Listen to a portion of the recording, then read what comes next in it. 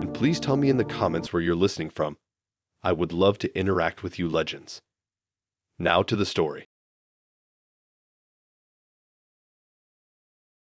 I met Sully on one of those nights when staying home felt like losing. My friends were all out, my fridge was empty, and my brain was doing that thing where it loops through your worst dating decisions like a highlight reel. I figured maybe a random dinner with a decent-looking guy from the internet couldn't be worse than eating cereal on the couch again. His profile looked normal, no fishing photos, no gym mirror shots, just a guy with a clean shirt and a caption about looking for balance. That word should have been my first clue. He picked this Italian spot downtown, the kind that acts fancier than it is. There were string lights hanging unevenly, waiters pretending to have accents, and a jazz playlist that was about 3 decibels too loud. I got there first, mostly because I hate that awkward walk where you have to scan the room for someone you've only seen through filters. I was halfway through pretending to read the menu when he showed up.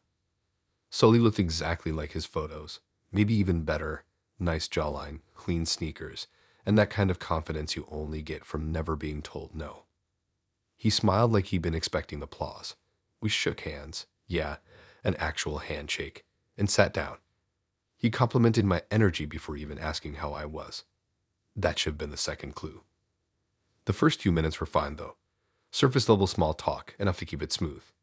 He talked about his projects, which turned out to mean he was in between ventures. Translation: unemployed but optimistic. I nodded like I understood what that meant, while he explained his philosophy about freedom and not being chained to the system. I told him I worked in marketing running campaigns for small brands. His face twitched just a little, but I didn't think much of it.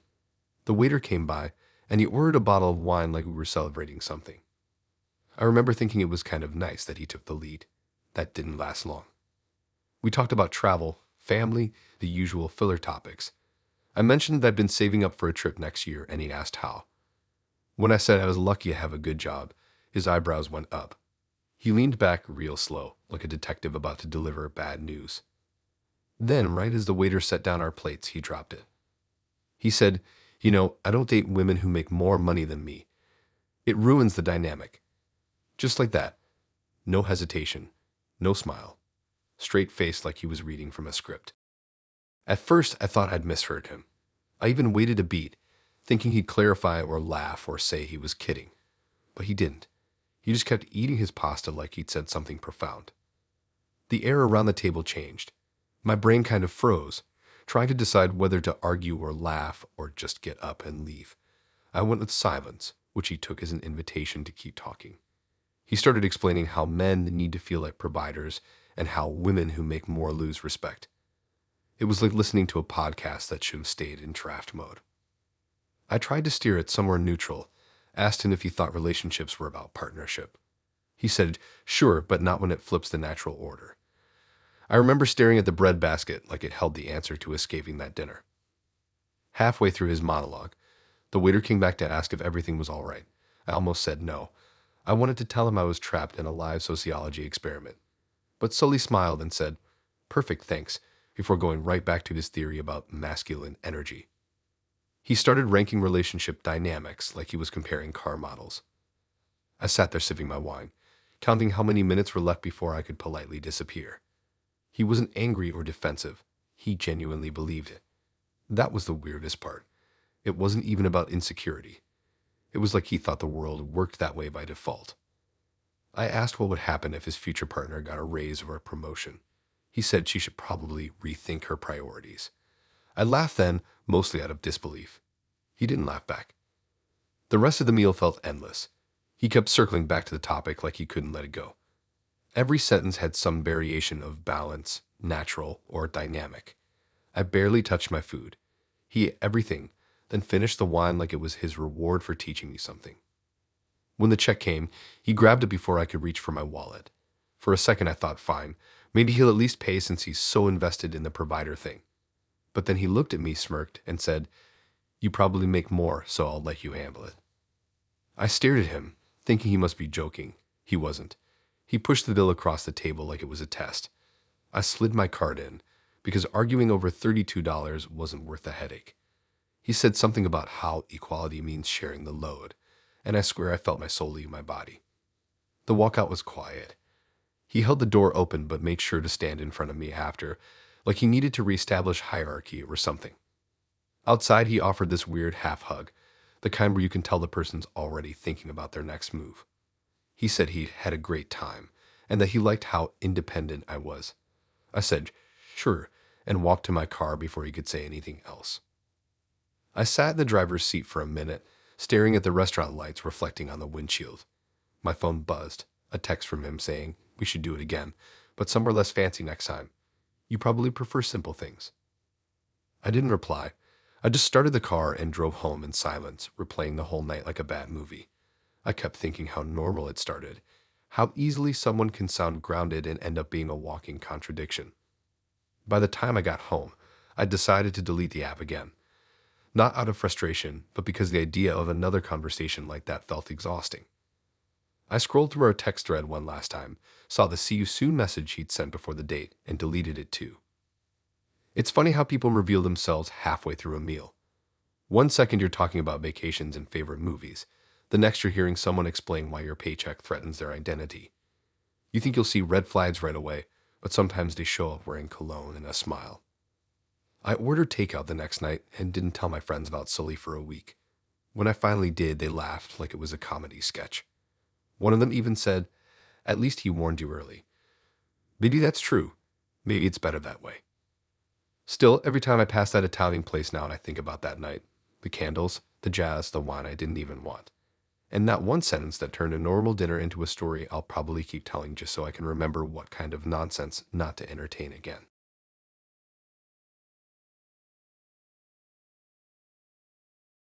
The first thing I remember about that day was how hot it was. The kind of heat that sticks to your skin and makes everything feel slower. I'd been running late from work, stuck in traffic that didn't move for 10 minutes at a time, and by the time I got to the restaurant, I was sweating through my shirt.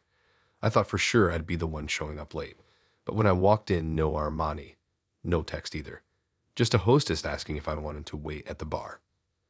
So I sat there, pretending to care about the menu, sipping water like it was a plan. The restaurant was one of those trendy rooftop spots where every table looked staged for Instagram. Plants everywhere, glowing signs, the kind of lighting that hides nothing. I kept checking the door, thinking maybe she'd canceled. Then 20 minutes later, she appeared. She walked in like the world had been waiting for her. Long coat, sunglasses still on even though the sun was gone, and a small white dog in her arms. Not a service dog, just one of those tiny fluffy ones that look like they get their own room at home. The hostess tried to tell her pets weren't allowed, but Armani smiled like she was used to rules bending for her. She waved it off, told them the dog was part of her vibe. I was already standing up to greet her, but I could tell she wasn't rushing for anyone. She reached the table, sat down, placed the dog on her lap, and gave me a once-over. No hello, no apology for being late. Just a look then. You look more normal than your pictures. I didn't know what to say to that, so I said thanks, even though it didn't sound like a compliment. The waiter came over and she asked for a seat for her dog. He told her it wasn't allowed. That's when things started going downhill. Armani tilted her head like she couldn't believe someone was saying no to her. She tried again, slower this time, asking if the dog could just sit on the table since it was tiny and clean. The waiter said no again, polite but firm. I watched her face twist from calm to annoyed in 3 seconds. She sighed and said something about how people in this city have no respect for animals, then gave the waiter a look that could have peeled paint. He walked away, probably grateful to be alive. I sat there, quiet, wondering if I should laugh or pretend I agreed. She caught me looking at the dog and asked if I liked animals. I said, yeah, I grew up with a dog. She nodded like she was deciding if that answer was acceptable. Once the food came, she finally seemed to relax a little. The dog was now sitting on her lap again, staring at the plate like it was about to get a piece. We started talking about random things, music, work, the city. She said she was a creative strategist, which sounded vague but kind of cool. I asked what that meant, and she said it was hard to explain to people who aren't in the industry. That was the moment I realized I might be in for a long night. Halfway through dinner, she started talking about star signs. Not casually, like most people do, but with full seriousness. She asked for mine, and when I told her, her face changed instantly. She looked at me like I'd just confessed to a crime. Oh, she said. Then she leaned back, crossed her arms, and started nodding slowly, like she figured out the whole mystery of me in one word. I asked what that meant, trying to keep it light. She said people with my sign were emotionally inconsistent and terrible communicators. I laughed because what else do you do when someone says that? But she wasn't joking. She went a full breakdown of how my energy didn't match hers and how that explained why the dog didn't like me. I looked down and the dog was literally asleep. It was surreal. One second we were talking about favorite foods. The next I was being psychoanalyzed by a stranger who thought the moon dictated my personality. She even pulled out her phone to show me her birth chart, scrolling through it like it was a resume. She asked if I knew my rising sign, and when I said I didn't, she actually looked disappointed. At one point, the waiter came back to check on us, and Armani gave him another cold stare because he didn't say hi to the dog. He froze, looked at me for help, and I just shrugged. There was no saving him. After a while, I stopped trying to make the conversation normal. Every topic circled back to her work, her friends, her son, her dog. She didn't ask me a single question that wasn't about astrology. When I mentioned I didn't really believe in it, she said that was such a typical thing for my sign to say. I couldn't win. When the check came, she didn't even reach for her bag. She just sat there petting her dog, waiting. I didn't mind paying, but something about how she assumed it bugged me. I put my card down, and she smiled like that was proof of something. See? You're trying to prove yourself, she said, like she was narrating my thoughts. I didn't bother answering. After paying, I asked if she wanted to walk for a bit since it was a nice night. She said no, she didn't want her dog to smell the city air. I offered to call her a ride, but she said her driver was on the way. 10 minutes later, a regular rideshare pulled up. She scooped up her dog, said this was interesting, and left without looking back. I stood there for a minute, trying to process what had just happened. The waiter passed by on his way out and asked, "You good, man?" I just laughed and said, "Yeah." What else could I say? Driving home, I thought about how weird the whole night had been. It wasn't just the dog or the astrology. It was how she carried herself, like she was always performing. Everything had to fit some image. Even the way she looked at her phone screen, checking her reflection between bites. When I got home, I checked my messages out of habit. She texted me. It said, "You were nice, but our energies don't align. It's not personal, just cosmic." I didn't reply. I stared at it for a second, then set my phone down and turned on the TV. I guess that was her version of closure. The next morning, my friend asked how the date went. I told him it was a mix of a dog show, a personality test, and a horoscope reading. He laughed and said, "You always attract the weird ones." Maybe he was right. Maybe that's my type, people who treat life like a reality show. I never saw Armani again, but a week later, I did see her pop up on my feed because someone reposted one of her videos. She was talking to the camera about red flags in dating, holding that same little dog, saying something about men who don't understand spiritual energy. I didn't even finish the clip. I just scrolled past, turned off my phone, and decided maybe I'd take a break from dating for a bit. Looking back, I think what stuck with me was the chaos of the night, but how normal it all seemed at first. That's how it always starts. Someone looks interesting, talks smooth, and before you know it, you're being judged by the stars while their dog scares you down over a plate of pasta.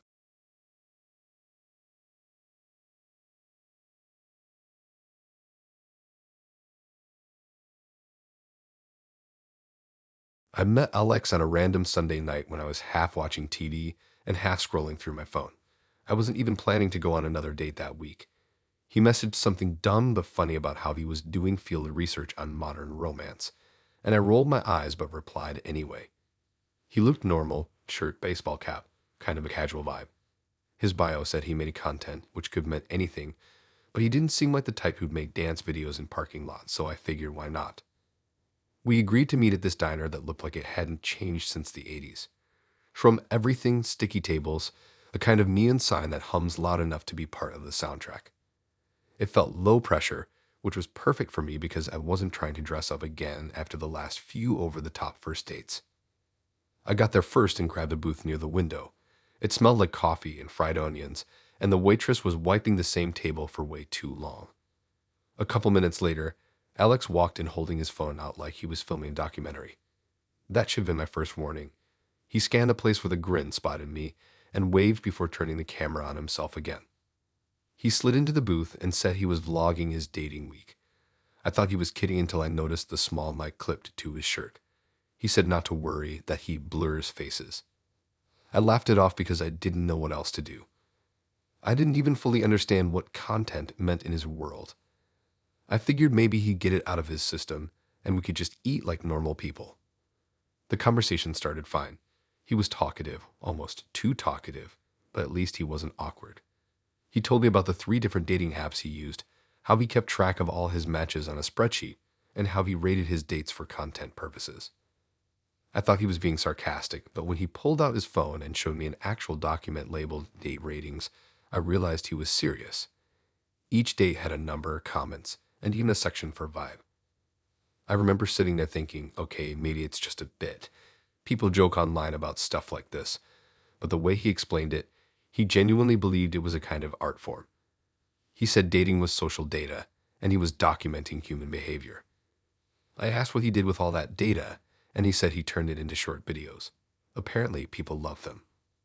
I wasn't sure if I should be flattered or concerned that I was about to become part of his research project. He started asking questions that sounded like they belonged in a survey. Stuff like how many relationships I'd had, how long my last one lasted, how often I texted first.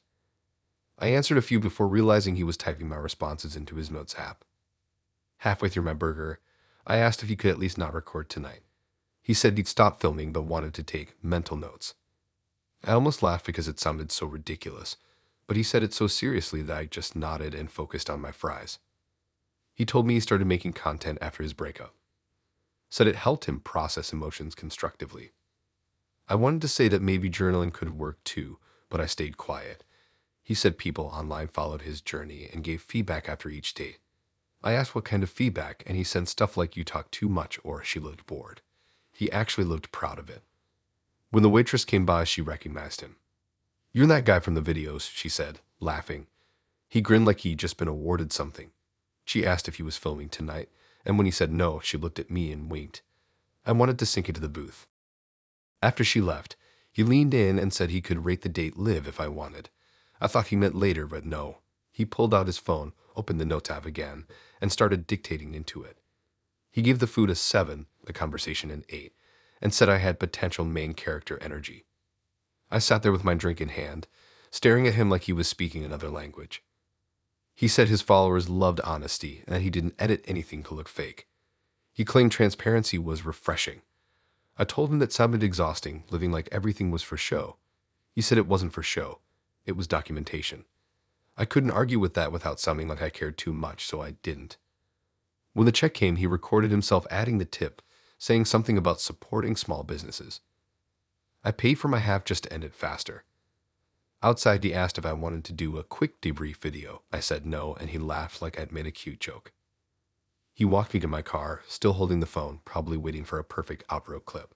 I said good night, and he said, "I'll tag you if you end up in the final cut." I didn't even respond. I got in my car and watched him in the rearview mirror, still filming himself under the diner sign, narrating like a TV host. When I got home, I thought about how normal it all felt at the start. I guess that's what threw me off.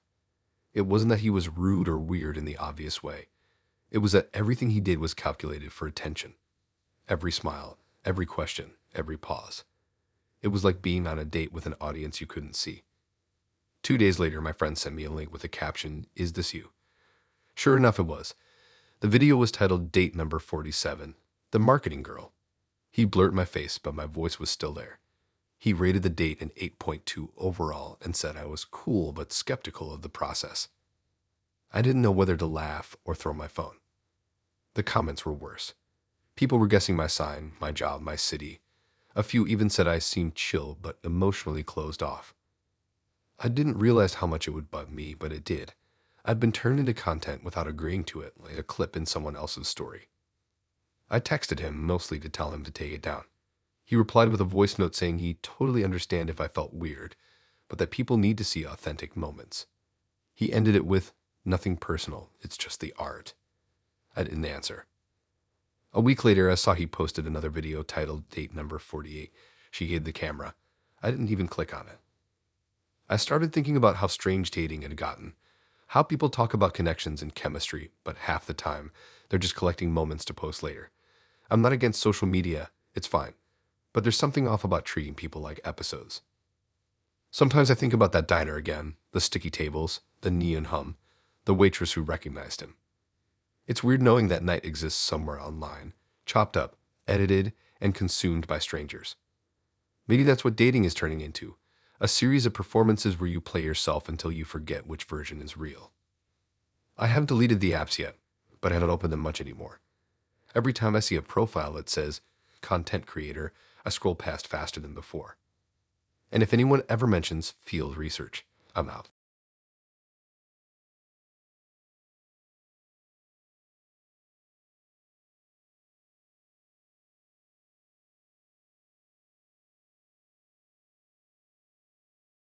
The night I met Megan started with a wrong turn and a parking ticket. I'd circled the same block 3 times before giving up and squeezing into a spot that was definitely too close to a fire hydrant.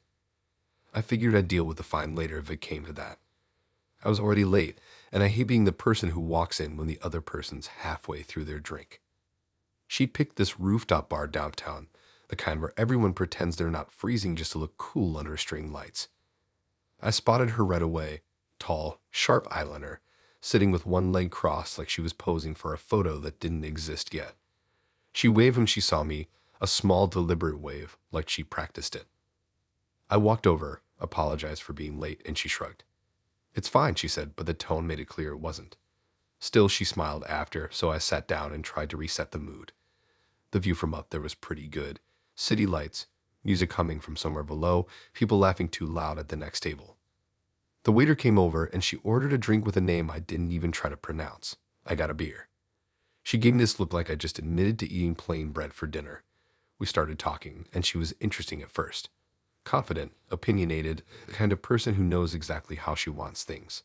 I like that. We talked about work, friends, the city, the usual small talk rhythm that keeps a first date moving. Then she asked if I'd ever been married. I said no, and she smiled like she already knew. I asked her the same thing, and she said, "I don't believe in marriage unless the man proves he's serious." Okay, I thought, a little old-fashioned, but fine. Then she added, "I also don't pay on first dates. A real man should." I froze for a second, trying to figure out if she was joking. She wasn't. She leaned back in her chair, sipping her drink slowly, eyes locked on me like she was testing my reaction. I said I didn't mind paying, but I asked why she felt that way. She said it wasn't about money, it was about principle. She believed the way a guy handled the bill said everything about his character. She called it first date energy. I asked what that meant, and she said, "You either have it or you don't." The weird thing was, she wasn't being rude. She said it so calmly, like she'd read it in a rule book somewhere and was just explaining the facts. I tried to keep the conversation going, but it all circled back to the same point.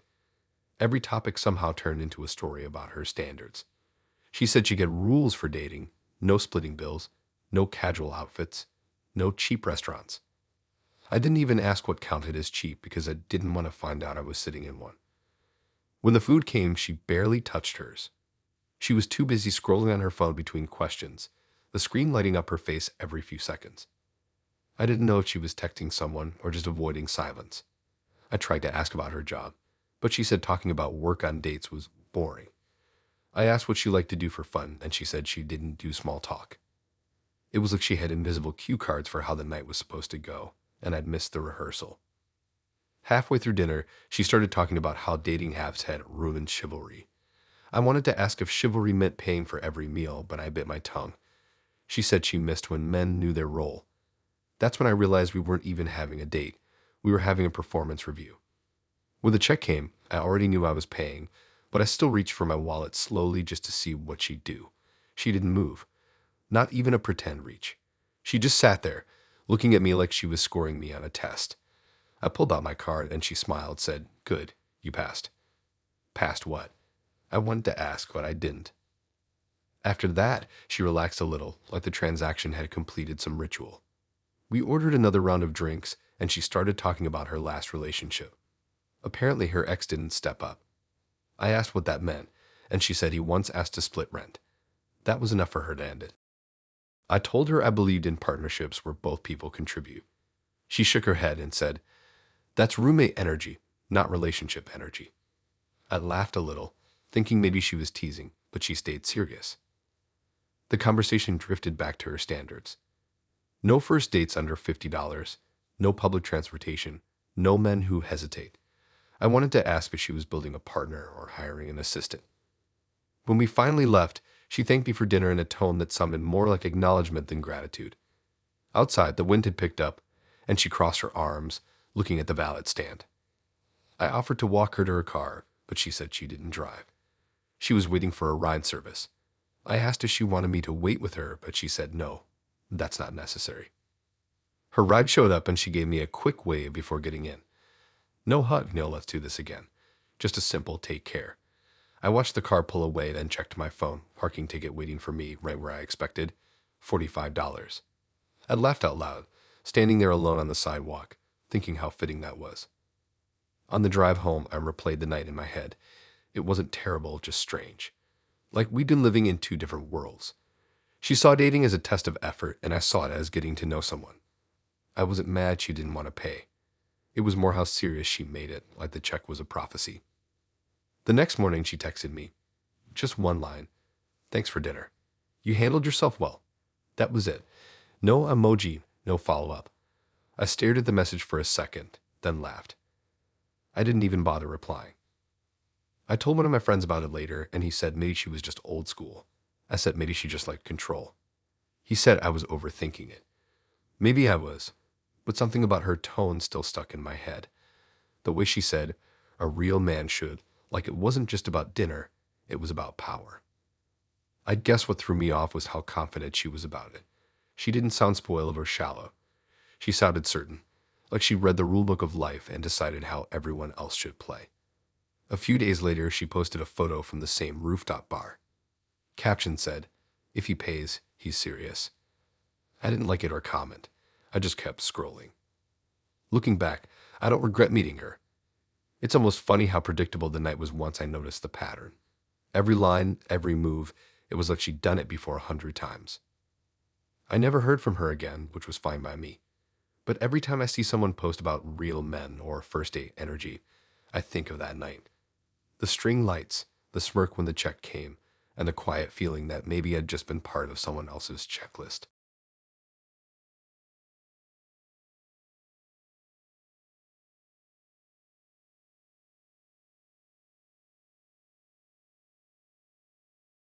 I met Chris at a house party my friend threw in her backyard one Friday night. I wasn't planning to stay long. I'd had one of those weeks where you just want quiet, but she insisted I come because he's funny, you'll like him. He was the guy by the fire pit telling stories that sounded half true and half exaggerated for effect. People were laughing, and he looked like he lived off that kind of attention. When he noticed me, he waved me over like we already knew each other. We talked for maybe 20 minutes, and he was charming enough. Confident, maybe too confident, but he had this easy way of talking that made everything sound like an adventure. He asked for my number before I left, and I gave it to him without thinking much. He texted the next day, casual but persistent, and by that evening we'd made plans to grab dinner. He picked a place on the edge of town, one of those restaurants that tried to look rustic, but still charged too much for everything. I didn't mind though. It had a relaxed atmosphere, dim lights, loud music, good food. He showed up a few minutes late, wearing a leather jacket, and that smirk people get when they think being late makes them mysterious. I greeted him anyway, and we sat down. The conversation started fine. He talked about his job in real estate, how he worked mostly for himself. I told him about my work, and he nodded politely but seemed more interested in his reflection in the window. He liked telling stories about himself. Not small ones either. He talked about the time he saved a deal by convincing a client their house was haunted, and how he once crashed a wedding for fun. I was half entertained and half wondering if any of it was true. He had this habit of leaning in when he talked, lowering his voice like every sentence was supposed to sound profound. Then he brought up his ex. At first, I thought it was a normal slip, the kind people make when they're still a little hung up. But no, he didn't talk about her with bitterness or regret. He talked about cheating on her. Casually, like it was a story about a vacation he took once. He said it with a grin, swirling his drink like he was proud of it. Said it happened a year ago, that he'd been young and confused, and that it had taught him a lot about who he was. I asked what that meant exactly, and he said it made him emotionally evolved. I stared at him, waiting for some sort of punchline. None came. He explained that breaking trust opened his eyes to connection. I didn't even know how to respond to that. He said it taught him to understand people on a deeper level. I wanted to ask how betrayal turns into enlightenment, but I just said, "That's interesting." He kept going, talking about how people don't appreciate honesty anymore and how admitting your flaws is a sign of strength. I wanted to say that cheating isn't a flaw you admit, like leaving the toilet seat up, but he didn't stop long enough for me to speak. At some point, I realized I'd finished my drink just to keep my mouth busy. The waiter came by to ask if we wanted another round, and Chris said yes without looking at me. He started talking about emotional intelligence and how his last relationship pushed him to explore boundaries. The way he said it, you'd think he'd just returned from a spiritual retreat instead of an affair. He wasn't bragging out of guilt. He actually believed what he was saying. He said people need to experience temptation to learn discipline. It sounded rehearsed, like a quote he used before. I asked if his ex ever found out, and he said yes, but she handled it badly. I nearly laughed at that. He said she wasn't mature enough to see the bigger picture. I remember thinking, what picture? The one where you lie and call it growth. The rest of dinner was him trying to convince me that his way of thinking made sense. He said he was past the EO phase now, that he didn't believe in guilt. I wanted to ask if accountability was also outdated, but I was too tired. After the plates were cleared, he leaned back and said he liked being transparent. He said most guys would hide things like that, but he believed in honesty. I nodded, because arguing with him would have gone nowhere. It wasn't a conversation. It was a lecture he'd already read a dozen times in his head. When the check came, he asked if I wanted to split it. I said sure, because I wasn't about to give him a reason to claim he taught me another lesson. He pulled out his card and said, "This was refreshing. You're not like other girls." I almost laughed out loud. Outside, he walked me to my car. He said he felt a strong emotional connection, and I said, "That's nice," mostly to end it. He asked if I wanted to hang out again sometime, and I said I'd let him know. He smiled like he'd already decided I would. Driving home, I kept replaying his words in my head. Emotionally, it evolved. Like that was supposed to excuse everything. I couldn't get over how calm he was about it all, how convinced he was that betrayal was some kind of personal development. I told one of my friends about it later, and she said maybe he was just trying to sound deep. Maybe, but he didn't sound like he was performing. He sounded like he'd read enough self-help articles to believe cheating was a form of therapy. A few days later, he texted me. He said he'd had a meaningful night and hoped I learned something from our conversation. That was the last straw. I didn't reply. I blocked his number and deleted the chat. About a week after that, I ran into him again at another party. He was with a group of people, telling the story that started with this one girl I went out with last week. He didn't say my name, but the details were too specific to be anyone else. He said I wasn't ready for real honesty. The people around him laughed. I didn't say anything. I just turned around and left. It's weird how people like that exist. The ones who can twist anything into a virtue if it means keeping their ego clean. I wasn't even mad, just kind of stunned. There's something unsettling about watching someone rewrite their own story right in front of you. I never saw him again, but sometimes when people talk about emotional maturity, I think of him. How easily he turned something ugly into something he could brag about. If I ever see him again, I'll probably walk the other way. Not because I'm bitter, but because I already know the ending to that conversation. He'd say he is still growing, and I'd nod like it meant something. But the truth is, some people never grow. They just find new words to hide the same old behavior.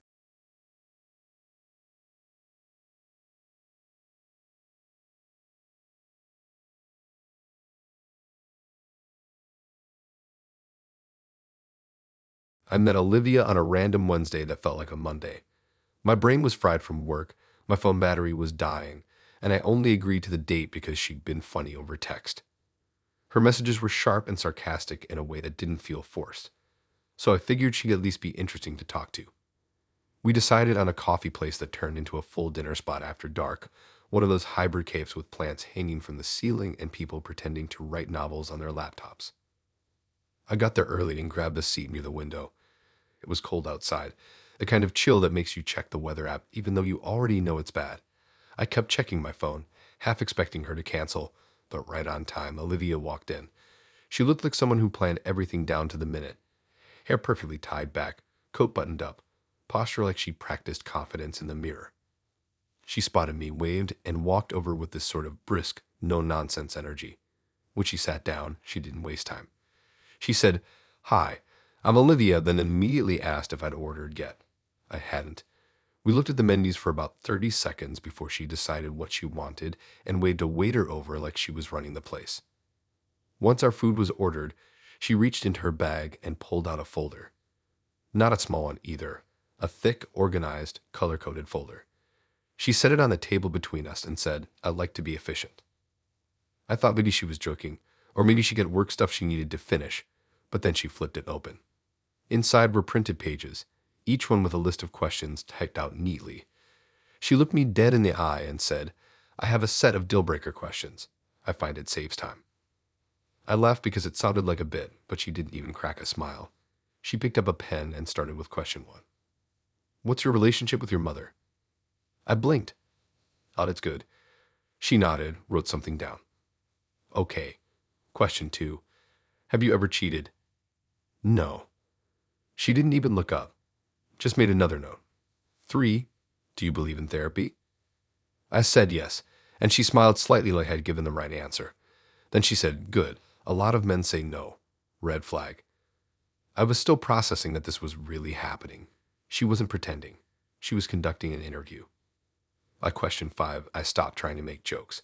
It was clear she rehearsed this routine. The questions kept coming. Money, religion, kids, pets, politics, diet, even sleeping habits.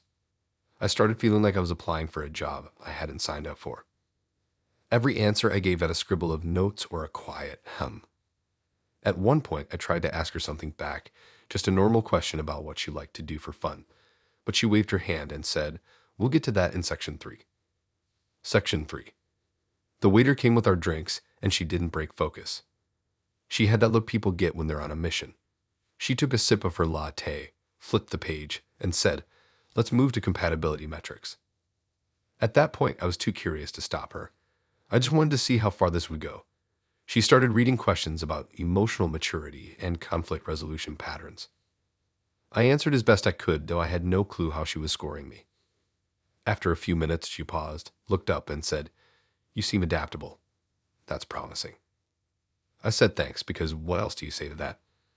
The food arrived, and she didn't touch hers for a while. She kept flipping pages, adjusting her pen, asking more questions like she was filling out a census. I asked if she did this with everyone she dated, and she said yes. She'd started doing it a year ago after a string of disappointments. Her exact words. She said it saved her time and protected her energy. I couldn't even argue with that logic, even if the execution was wild. Halfway through, she switched gears and started reading from what looked like a quiz. She said it was based on attachment theory. I was somewhere between confused and impressed at how seriously she took it. When she finally finished the last question, she closed the folder, sat back, and said, "Okay, that's part 1. Part 1, I asked. She smiled. "Yes, the in-person screening. I'll go over your responses later and decide if we're compatible enough for a second date." I just stared at her. She was dead serious. She thanked me for being cooperative, like I'd just finished a medical exam.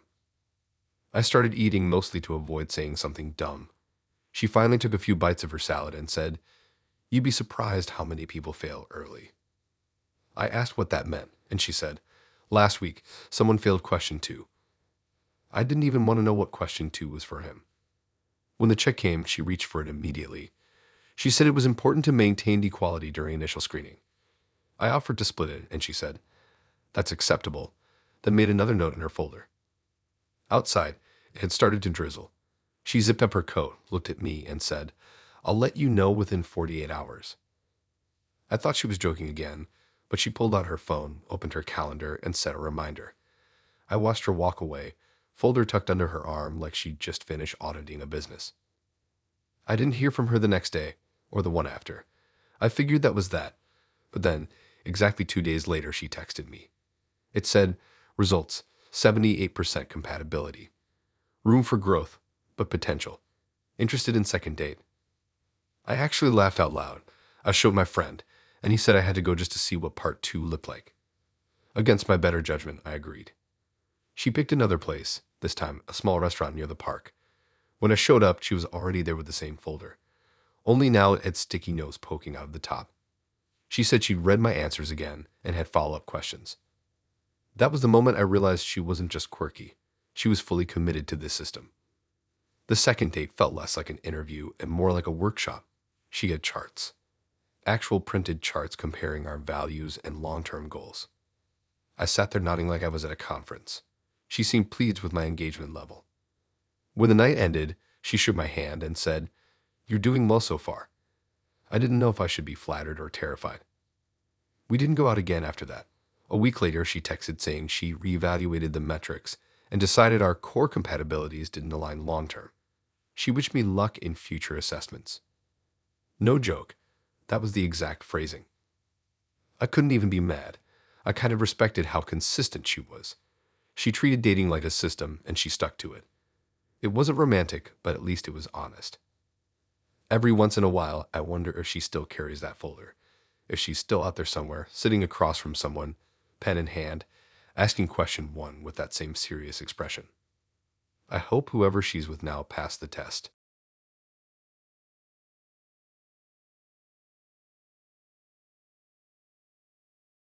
I met Jake on a Sunday morning when I was half awake, trying to convince myself to delete the dating app for real this time.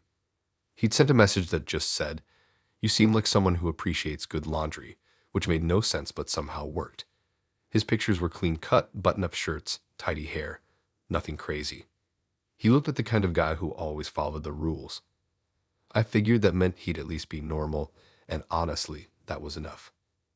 We agreed to meet for brunch at a small diner near my place. The kind of spot where the coffee's always a little burnt, but everyone goes there anyway. I got there first and grabbed a booth by the window. He texted that he was parking and then walked in 2 minutes later right on time. He looked exactly like his pictures. Crisp, neat, every part of him ironed and polished. He sat down, smiled politely, and said, "My mom helped me pick this shirt." I thought it was a joke, so I laughed. He didn't. He said, "She has great taste," and started looking at the menu like it was normal. That should have been my first clue, but I didn't want to assume anything. I've been on enough bad dates to know some people just talk weird when they're nervous. So I smiled, asked how his day was going, and he told me his mom made him breakfast before he came out. I asked if he still lived with her, and he said no, but she lived close. Then he added, "She still helps me organize my week." That made me pause. I asked what he meant, and he said she planned his outfits, his meals, and even which days he should go to the gym. He said it like he was bragging. Before I could even react, the waitress came over for our order. He looked at me and said, "You should get the pancakes. They're better for your mood." I laughed again, thinking he was being playful, but he wasn't smiling. He said, "That's what my mom would recommend." I said, "Okay, but I'll get the omelet." He nodded, wrote something on his napkin, and tucked it in his pocket. I asked what that was, and he said, "Just a note to tell my mom what you ordered." I nearly spit out my water. I thought maybe he was joking, but no, he was dead serious. He said his mom liked to know what kind of food people around him made. I didn't even have a response for that, so I just said, "Cool." The more we talked, the weirder it got. He said his mom picked his furniture, that she still bought his shampoo in bulk because she knows which brands are safe, and that he called her every morning to check in. He said it proudly, like it was a sign of good family values. He told me about his ex, who apparently didn't get along with his mom because she didn't take her advice. I asked what advice, and he said, how to dress better and manage her time. I couldn't even hide my face that time. He noticed, smiled politely, and said, "Most people just don't understand loyalty." Halfway through the meal, his phone buzzed. He picked it up, smiled, and said, "That's her."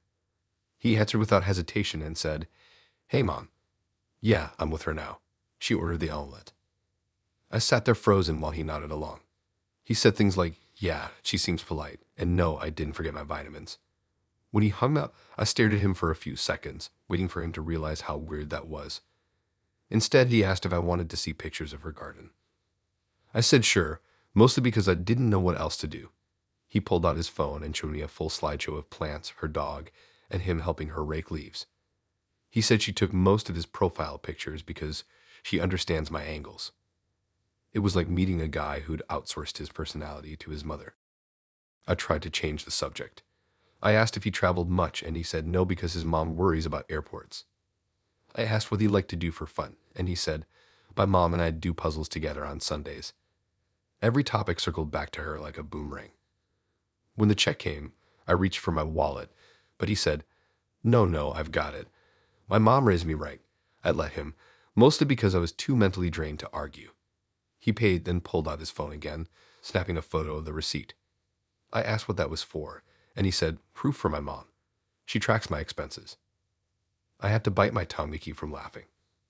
As we walked outside, I figured I'd be polite and say goodbye quickly, but he asked if I wanted to come by his place to meet her. I thought he was joking. He wasn't. He said she'd love to get a sense of my energy in person. I said I had somewhere to be, which wasn't even true, but I needed to escape before I ended up in his mom's kitchen being evaluated like a job applicant.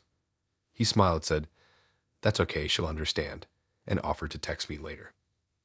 I said sure, even though I knew I wouldn't reply. He texted that night anyway. It wasn't even him. It was a message that said, "This is Jake's mom. I just wanted to say it was nice you met someone kind. Wishing you a good night."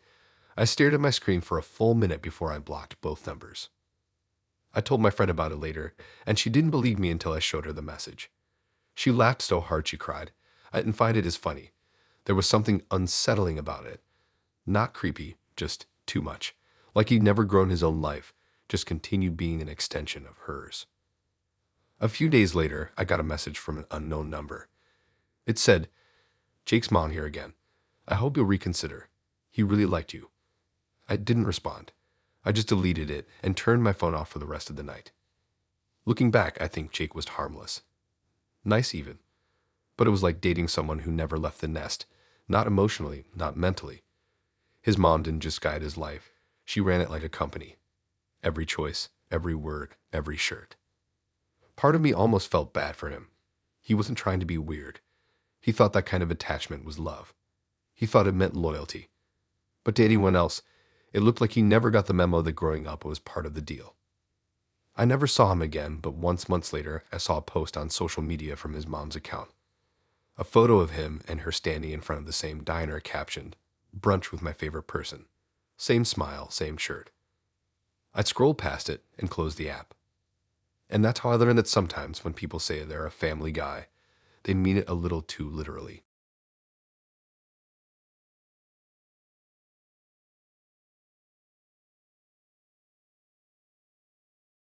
It started with a DM. Brooke messaged me after I posted a picture of a burger. Not a selfie, not a sunset, just a burger. She replied, "That place looks mid, but at least your plating's cute." I laughed, replied back something dumb, and somehow that turned into 3 days of nonstop talking. She was funny online, quick with comebacks, always had something sarcastic to say. She sent memes, roasted me about my music taste, and had that kind of confidence that comes through even in text. By the end of the week, we agreed to go out for dinner. She picked a trendy spot in the city, one of those restaurants that looked more like a photography set than a place to actually eat. Everything was white brick walls, hanging light bulbs, and waiters wearing aprons that cost more than my shoes. I showed up 10 minutes early and waited near the entrance, scrolling my phone, trying to look casual. Then she walked in, wearing oversized sunglasses even though it was night, holding her phone out in front of her like it was part of her body. She spotted me and waved, but didn't put her phone down. I walked over, said hi, and she said, "Wait, don't move. Lighting's perfect here." Then she snapped a picture of me before I could even say anything. She laughed and said, "Don't worry, it's just for my story." I nodded like I was cool with it, but inside I already knew this was going to be one of those nights where the phone got more attention than the person. We sat down, and before I could even open the menu, she started arranging the table. She moved the candle slightly to the left, pushed the water glasses closer together, and adjusted the napkin in folds like she was styling a magazine shoot. Then she leaned back and said, "Okay, now it looks eatable." The waiter came by, and before he could even speak, she said, "Give us 5 minutes, I'm setting the aesthetic." He smiled awkwardly and walked away. I sat there, trying not to laugh, watching her angle her phone just right to capture the fake casual vibe. She told me she ran a lifestyle page with a decent following. I asked how many, and she said, "Enough to get free stuff." After about 10 minutes of photo taking, the food finally came. It looked amazing: steak, pasta, the works. I was starving, so I reached for my fork. She stopped me midair. "Don't touch it yet." I froze. She said, I need a clean shot before it's ruined. So I sat there, watching her take photo after photo. She changed the angles, stood up on her chair at one point, even made me hold my plate higher so it caught the light better. The table next to us stared like we were filming a commercial. 20 minutes passed. I'm not exaggerating. My food was going cold while she was mumbling things like, shadows are off, and this would slap if the lighting didn't suck. Finally, she said, okay, done. I picked up my fork immediately, but before I took a bite, she said, wait, actually, can you hold it up like you're about to eat? I need a candid. I just stared at her. She said, they'll look real, I promise. I sighed and did it because at that point I just wanted to get it over with. She snapped a few more pictures and then said, okay, eat. The food was cold, but still good. I didn't care. I was too hungry to be polite. She barely touched hers, just kept editing photos and asking which filter made the steak look less dead. I tried to start a conversation, asked her how long she'd been doing content. She said, a year and a half. I'm building a brand. She said brand like it was sacred. I asked what kind of brand, and she said, the me brand. Authentic but curated. I didn't even know what that meant. She showed me her page mid-dinner, photos of food, outfits, travel spots, all perfectly arranged. Every caption was some inspirational quote about vibes or manifesting. I scrolled through, and honestly, her stuff looked professional. She had hundreds of comments on each post. I asked if she enjoyed it, and she said, of course. It's not just fun, it's a lifestyle. Then she added, but you'd be surprised how many guys can't handle it. They think I'm shallow. I said I didn't think that, which was true. She clearly worked hard on it, even if it was over the top. She smiled, said, good. You seem chill. Then she looked down and frowned at her screen. Actually, no, this one looks off. The lighting makes your skin look weird. I blinked. My skin. She laughed. Don't worry, I can fix it. I'll just crop you out. That was the moment I realized I'd been reduced to background texture. When the waiter came back, she barely looked up. He asked how everything was, and she said, perfect aesthetic, great plating. Not great food, great plating. He nodded and left. I finished eating, but she didn't touch her plate at all. She said she was too full, even though she hadn't taken a single bite. When I asked if she wanted a to-go box, she said, no, food looks gross in boxes. When the check came, I reached for it, but she stopped me and said, no, I'll post about this place later. They might comp it next time. I didn't argue. She took a photo of the receipt for her transparency post and said, people love seeing the real side of dining out. We walked out and she started taking videos of the street lights, narrating how the city always inspires creativity. I stayed quiet. When she finally put her phone away, she looked at me and said, you didn't smile much tonight. I hope you're not one of those guys who hate social media. I said, no, I just like eating my food before it dies. She didn't laugh. She just nodded like she was filing that under personality flaw. Outside, she said she had to get home early because she needed to edit. I said okay, and we hugged goodbye. It was awkward, half-hearted, like shaking hands with a mannequin. She said she'd tag me in her post, and I said sure. The next morning, I woke up to a notification. She posted a carousel titled Dinner Vibes. There were 3 shots of the food, one of her smiling at the table, and one of my hand mid-air holding the fork. The caption said, some people bring chaos, others bring calm. Always choose calm. The comments were full of hearts and compliments about her outfit. No one knew that the calm person was just me trying not to pass out from hunger. I didn't text her after that. I didn't even follow her. A week later, I saw she'd posted another dinner photo with a different guy, same restaurant, same angle. I guess that was her routine. New dinner, new date, new content. Thinking about it now, it makes sense. To her, every meal was a stage. Every person was part of the picture. It wasn't about connection or conversation. It was about the perfect post. Sometimes when I'm out eating and someone takes out their phone to photograph their food, I think about Brooke standing on that chair, chasing the right lighting while the pasta went cold. I just grab my fork, eat my meal, and think, yeah, I'm fine staying out of the frame.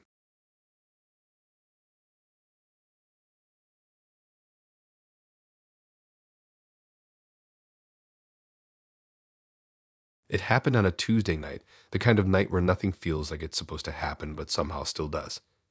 I'd been dragged out by a friend who said I needed to get out of the house before I turned into furniture. She set me up with this guy named Adam, said he was chill, into music, and a little spiritual, but in a good way. That last part should have been a warning, but I was too tired to argue. We met this quiet little sushi spot tucked behind a bookstore. The lights were low, the tables were tiny, and everything smelled faintly of soy sauce and incense. I got there a few minutes early, mostly to mentally prepare myself. I ordered water and stared at the menu even though I already knew I'd just get whatever roll had the least complicated name. Then Adam walked in, and the air changed a bit. He had that look, loose shirt, beads on his wrist, a silver ring on every other finger. His hair looked intentionally messy, like he'd spent time trying to make it look like he hadn't. He smiled like we'd known each other for years and sat down across from me without waiting for the host. He started talking right away. Not small talk, not jokes, just full-on philosophy. Within 2 minutes, he told me he didn't believe in coincidences, that everything was aligned energy. I nodded, pretending to understand, but mostly I was just trying to figure out if he was serious. When the waiter came over, he didn't even look at the menu. He said, "I'll order when the universe tells me what I want." The waiter looked confused. I gave him a sympathetic smile and ordered my usual. Adam leaned forward, resting his elbows on the table, and said he could tell a lot about me from my aura. I laughed nervously, but he was dead serious. He said my energy was guarded but curious. I didn't know how to respond, so I said, "Thanks," and took a sip of water. That's when he asked for my birth time. Not my birthday, my exact time of birth. I thought he was kidding. I said, I think around 3 in the afternoon. He nodded like that was a key unlocking the secrets of my soul. He started mumbling something about houses and rising signs, like he was reading invisible notes in the air. Then he froze mid-sentence and said, "Wait, you're a Leo rising, aren't you?" I said I had no idea. He looked at me like I'd just confessed to never hearing of gravity. "You have to know your chart," he said. "That's basic self-awareness." The sushi came before I could answer, and I was honestly relieved to have something to focus on that wasn't planetary positions. But even as we started eating, he kept going. He explained that he didn't date anyone outside his compatible elements. I asked what that meant, and he said, "Fire signs can't handle me. Air signs fuel me. Earth signs ground me. Water signs drown me." I nodded, chewing slowly, praying he'd move on to another topic. No such luck. He asked my sign again, and when I told him, his whole face changed. He leaned back, crossed his arms, and said, "Yeah, I knew I felt tension. This won't work." I blinked. What won't work? He sighed like it was obvious. "Us. Your sign and mine don't align. It's not personal, it's cosmic." I stared at him, chopsticks halfway to my mouth, trying to process the fact that I was being rejected mid-sushi based on when I was born. I laughed, thinking maybe he was messing around, but he shook his head. "You don't understand," he said. "Astrology isn't just belief. It's truth. It's science of the soul." He started pulling out his phone and scrolling through his astrology app, showing me charts and symbols that looked like a math problem I didn't sign up to solve. He said, "See, your Venus clashes with my Mars. That's a red flag." I said, "You don't even know me." He said, "I don't have to. The stars already told me." At that point, I just gave up. I nodded along while he explained how Mercury retrograde was ruining his communication flow and how his last girlfriend ignored cosmic warnings. He told me about how he'd once broken up with someone mid-vacation because her moon placement gave him anxiety. The more he talked, the more I realized he wasn't joking. This was his whole personality. He said astrology wasn't just a hobby. It was his framework for existence. He even said he wouldn't move into a new place unless the energetic flow of the building matched his chart. I tried steering the conversation somewhere normal, work, hobbies, anything. He said he worked as a freelance consultant, but his schedule was aligned to lunar cycles. I asked what that meant, and he said, "I only work when the moon supports productivity." I didn't even try to hide my expression at that point. Halfway through, the waiter came back to ask how everything was. Adam asked if the fish was sustainably caught under a favorable moon phase. The waiter said he'd check and left immediately. When the check came, Adam grabbed it, glanced at the total, and said, "Money flows in cycles too. I'll get this one since the stars favor generosity today." He paid, pulled a crystal from his pocket, and rubbed it between his palms like he was charging it with spiritual power. I just sat there watching, silently hoping he wouldn't try to bless me next. As we stood to leave, he looked at me with genuine sympathy. "You seem nice," he said, "but your energy's incompatible with my path." I said, "Because of my sign." He nodded. "Exactly. You're too fixed. I need mutable energy." I had no idea what that meant, but I wasn't going to ask. Outside, the night was cold, and he stopped under the streetlight to look up at the sky. He pointed to a cluster of stars and said, "See that? That's Mars and Leo. It explains everything about this date." I told him I had to go. He smiled like a teacher dismissing a student. "That's okay. Our charts already knew this wouldn't last." He hugged me lightly, said, "Travel safe under Saturn's guidance," and walked off, hands in his pockets, humming some weird chant under his breath. When I got home, I told my friend about it, and she laughed so hard she choked. She said, "At least he paid." I said, "Only because the moon told him to." A week later, I got a message from him. It said, "Hey, Mercury's out of retrograde now. Feel like giving it another try." I didn't even reply. I just sent his message to my friend with the caption, "The planets are at again." Sometimes when I hear people talk about astrology, I think of Adam sitting there, phone in hand, explaining why my personality was pre-written by the universe. I don't hate the idea of it. Everyone needs something to believe in, but using it like a break of excuse on the first date, that's next level commitment. I guess that's the funny part.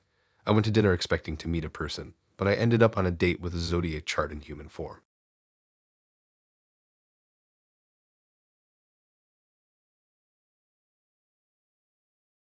I met Nicole at a work event I didn't even want to go to.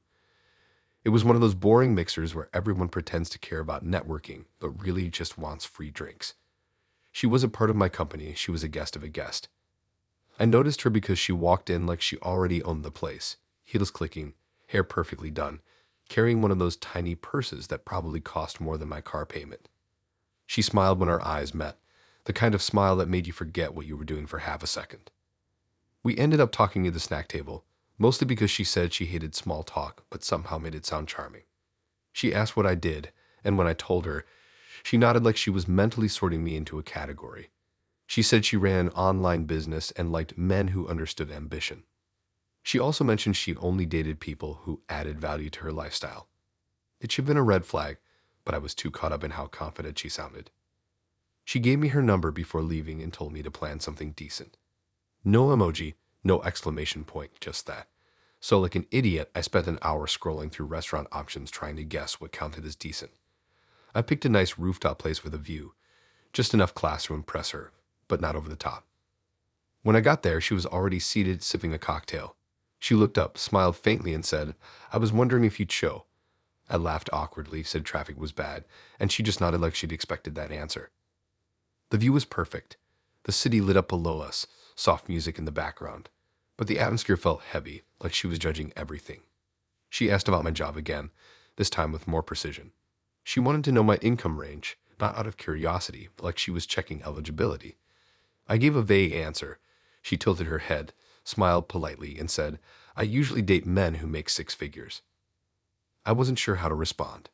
I joked that I was working on it, and she said, "Good, keep manifesting." The waiter came over, and she ordered the most expensive thing on the menu without even glancing at the price. I didn't care. I wanted the night to go smoothly. But after the food came, I realized we weren't really having a conversation. She was talking at me, listing her standards like a resume. She said she didn't believe in equality when it comes to dating, that men and women have different roles. I asked what that meant, and she said, "A man provides. A woman inspires." I wasn't sure if that was deep or delusional.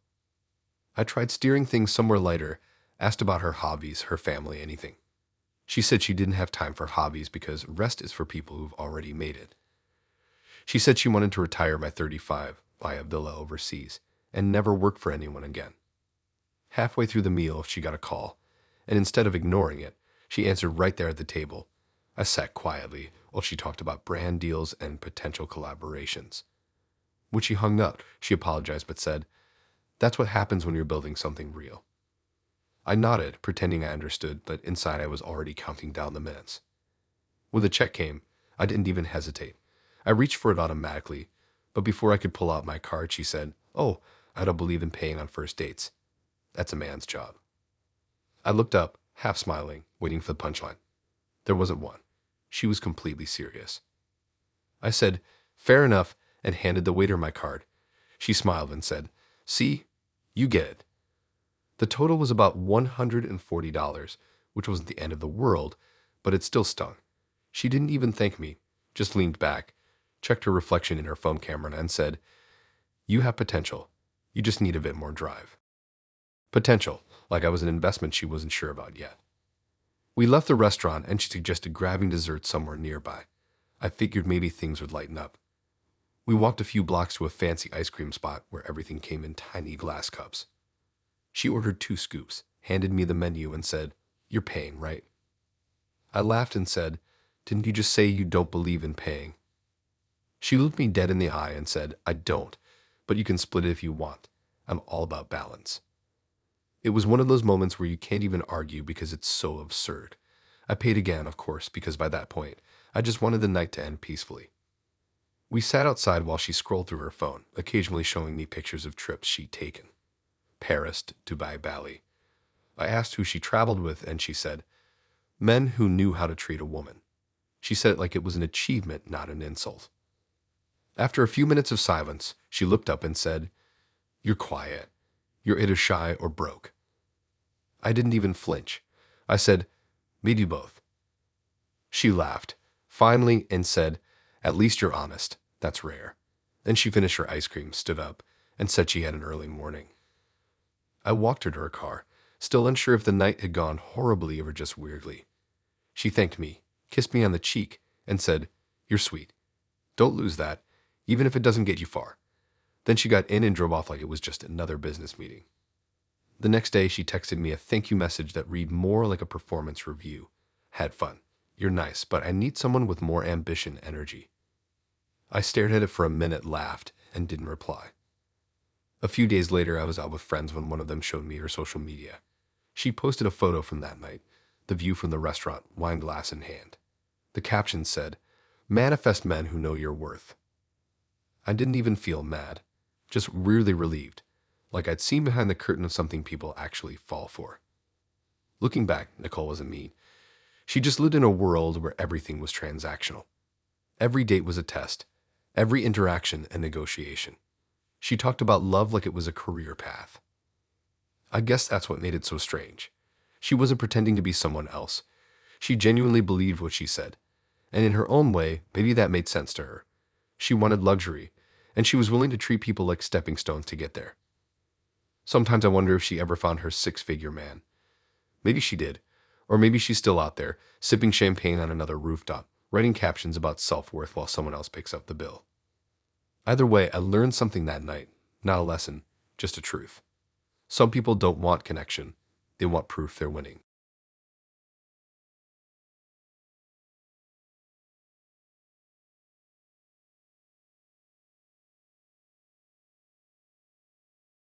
The first thing I noticed about Tyler was how familiar he looked.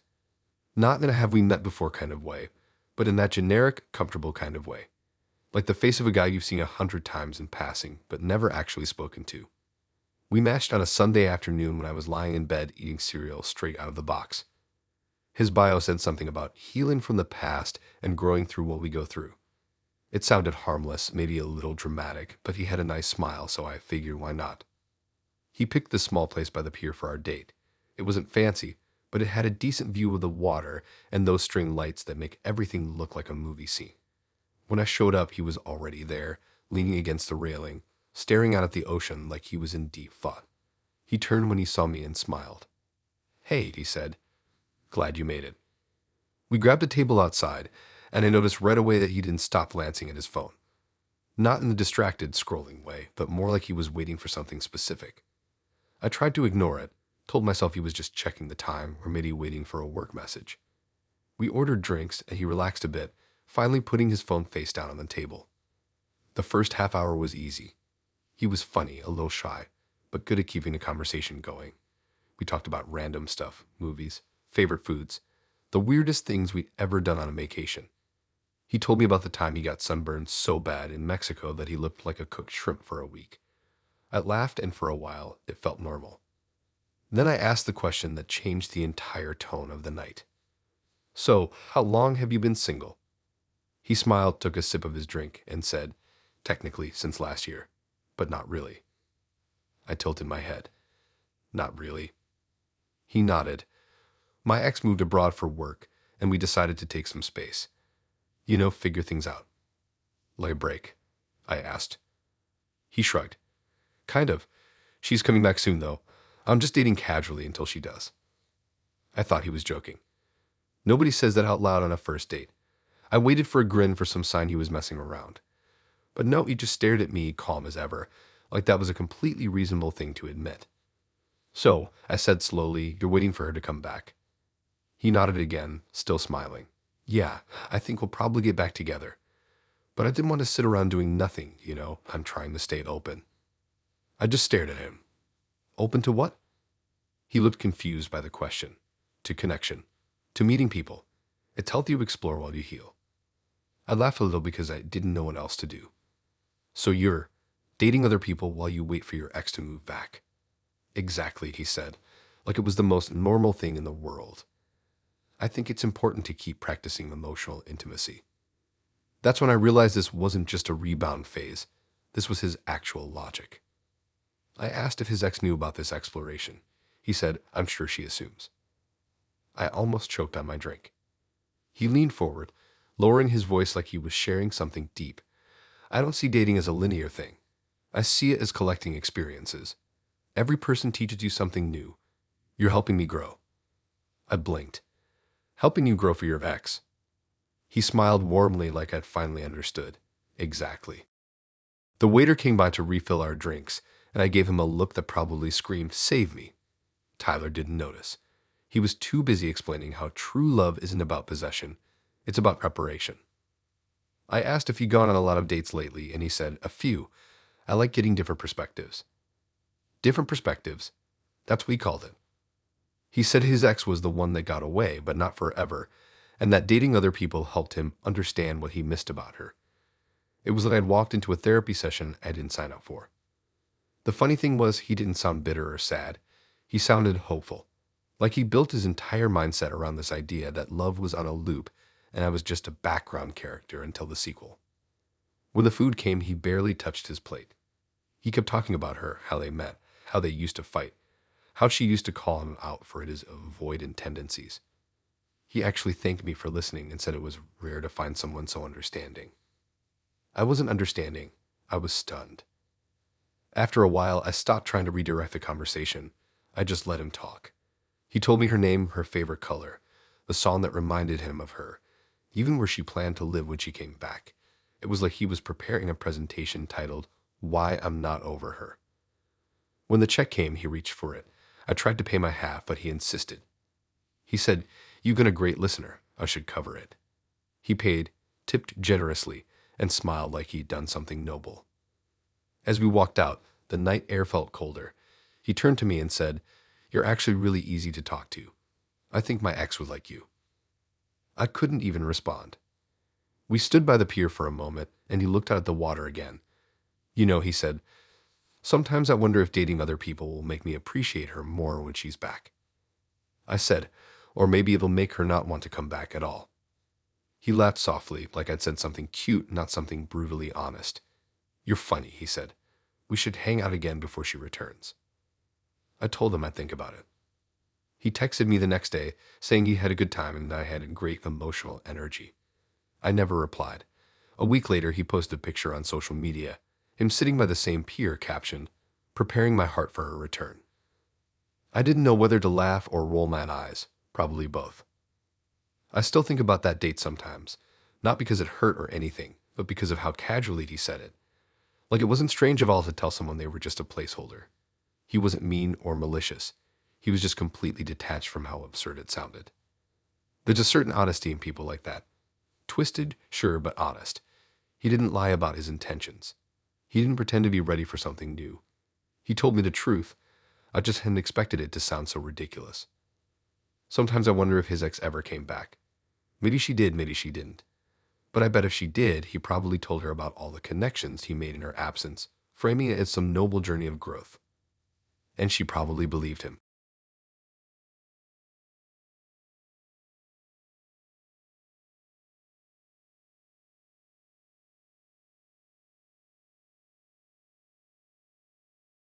Vanessa and I met through a mutual friend who swore we'd click instantly. I wasn't sure what that meant, but at that point, I'd stopped questioning setups. It was either go or spend another Friday night half watching some old show while pretending I wasn't bored, so I said yes. We decided on this quiet Italian restaurant tucked away between a laundromat and a flower shop. It wasn't fancy, but it had this warm, cozy vibe, dim lighting, soft music, people actually talking instead of staring at their phones. I got there a few minutes early and grabbed a table near the back. She walked in right on time, wearing a green dress and carrying a tiny purse that looked way too small to hold anything useful. She smiled when she saw me, and for a second, I thought maybe my friend was right. She had that kind of smile that made the whole room feel lighter. We sat down, and it started off nice. She was funny in a dry, almost sarcastic way. We joked about how dating apps felt like second jobs, talked about bad dates, bad food, bad music, pretty standard stuff. I thought, okay, this might actually go somewhere. Then she mentioned her ex. It slipped out casually at first. She was telling a story about her favorite coffee shop. And then she said, my ex and I used to go there every weekend. I didn't think much of it. Everyone brings up their ex now and then, but then she kept going. He was obsessed with their lattes, she said, smiling softly. He used to say it tasted like vacation in a cup. I nodded, trying to keep the conversation moving, but she was already somewhere else in her head. She stared down at her napkin, twisting it between her fingers, and said, sorry, I just thought about him. It happens sometimes. I told her it was fine, and I meant it. But then she started talking about him again. Not in a bitter way, more like someone remembering a dream they didn't want to wake up from. She said they dated for 3 years, that he was the one that got away, and that she still listened to the playlist he made her. I tried to pivot. I asked what kind of music she liked now, thinking maybe we could move forward, but she smiled sadly and said, honestly, I haven't found anything that hits like his playlist did. That's when I knew this was going to be one of those nights. The waiter came to take our order, and she barely looked at the menu. She said she'd have whatever I was having because he used to do that too.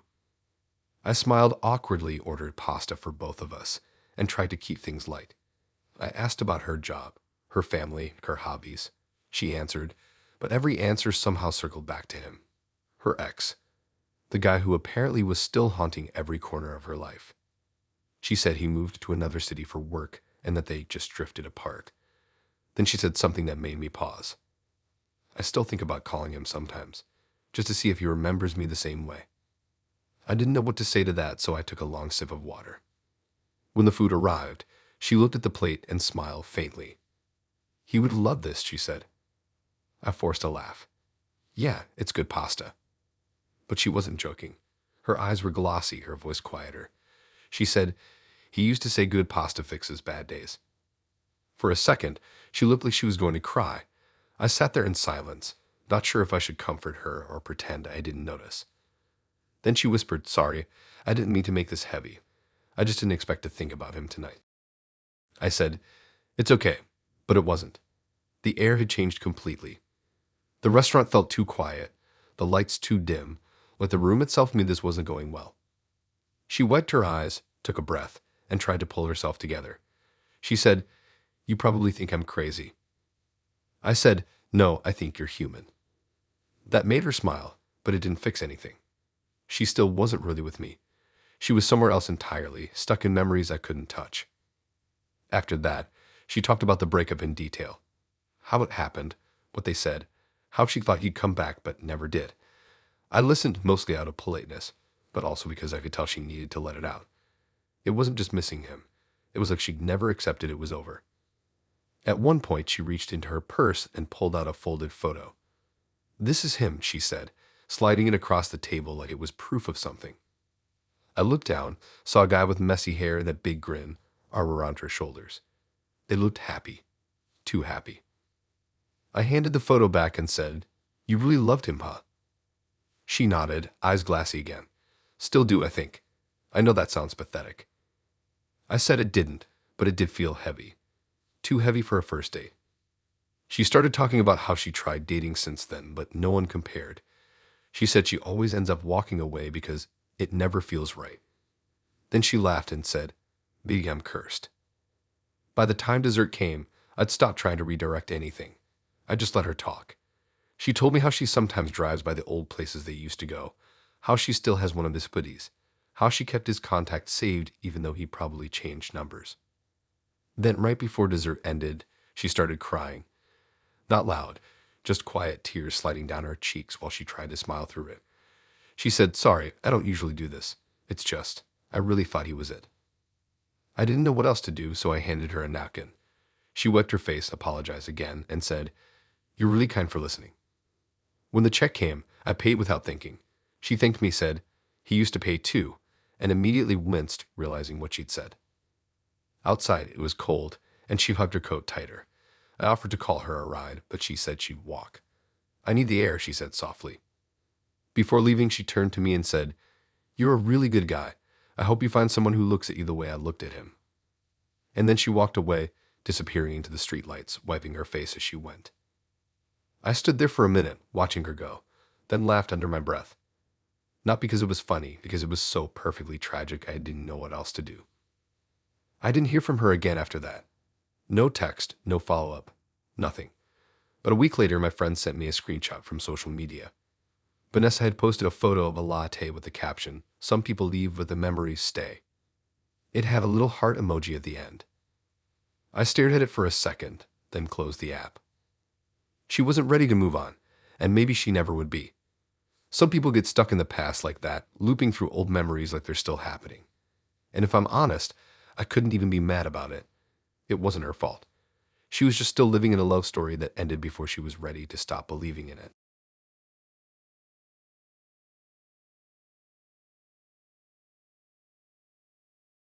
It was one of those humid nights where the air felt like warm soup and everything stuck to your skin. I'd been out with some friends at a rooftop bar, half listening to their conversation about relationships, when Ryan slid into the picture. He wasn't part of our group, just some guy who'd overheard me say I hated dating apps. He laughed, said, "That's how you know I should buy you a drink." I rolled my eyes, but didn't say no. He was good looking in that unbothered, messy kind of way. T-shirt, jeans, sleeves rolled up, and that easy confidence that made people pay attention without him even trying. We talked for a while, and he was surprisingly funny, laid back, good with words, not too serious. When he asked for my number, I gave it without hesitation. He texted later that night, and by the next day, we'd set up a date.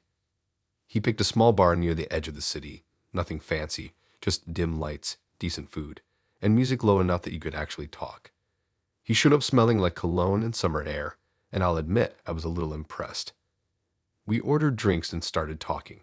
He told me he worked in construction, liked to surf, and hated overthinking.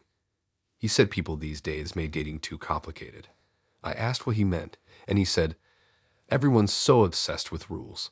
I just like to go with the flow." That sounded fine to me at first. He was charming in that relaxed, no drama way.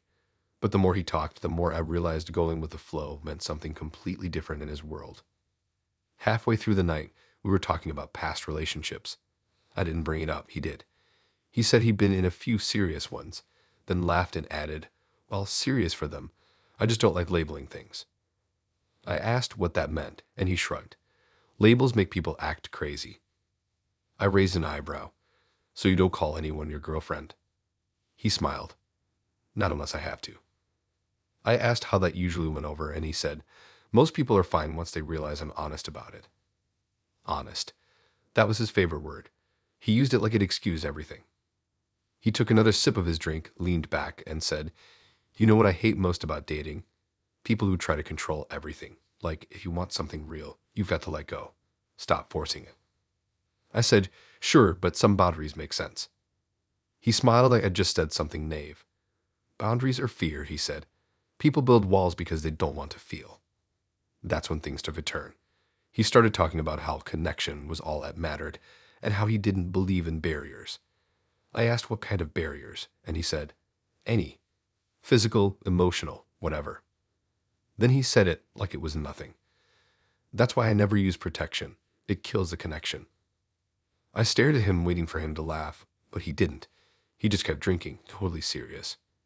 "You mean like ever?" I asked. He nodded. "Yeah. It ruins the energy.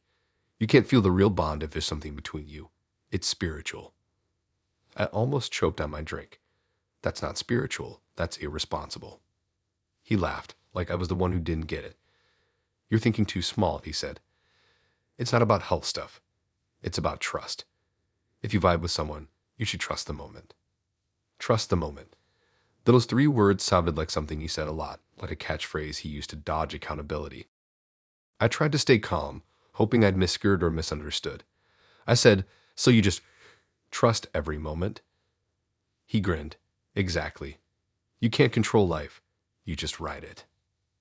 I sat there, trying to decide if I should laugh or walk out. He leaned closer, his tone soft like he was sharing a secret. People get so hung up on fear. They forget what it means to be human. We're supposed to connect, not calculate. I said, that's not connection, that's denial. He smirked. You're cute when you're defensive. At that point, I was done trying to reason with him. I asked for the check, but he waved it off, saying, relax. You're too serious. You got to learn to flow. He actually said that, flow. Like that word could justify anything. When the check came, he paid without looking at the bill and said, don't overthink it. You'll have a better time if you stop planning every move. We stepped outside, and the air felt heavier than before. He asked if I wanted to walk for a bit, and I said no, I had to get home. He smiled, stepped closer, and said, you're scared, huh? That's okay. Most people are. I looked at him, completely stunned. No, I just have self-respect. He laughed again, an easy, confident laugh like he thought I'd just proven his point. You'll get there, he said. You just haven't met someone who makes you feel safe enough to let go. I told him to take care and started walking toward my car. He called after me, text me when you're ready to stop overthinking life. I didn't reply. When I got home, I blocked his number. Not because I was angry, but because I didn't even want to give him the satisfaction of thinking I might one day let go. The next morning, one of my friends asked how the date went. I told her he was the kind of guy who thought being careless made him deep. She laughed, said so, the usual. A week later, I saw him again, by accident. Same bar, different girl. He was leaning in close, same smirk, same tone. I didn't stick around to hear the conversation, but I could guess. There's something strange about guys like Ryan. They wrap recklessness in words like freedom and connection, like they've unlocked some higher truth that everyone else is too uptight to understand. But really, it's just selfishness in disguise. He wasn't dangerous, just careless in a way that made me wonder how many people had fallen for that charm before realizing what it really was, a performance. A way to avoid responsibility while pretending it was enlightenment. Sometimes when I think about that night, I can still hear his voice saying, it kills the connection. And every time I think, no, it kills the respect.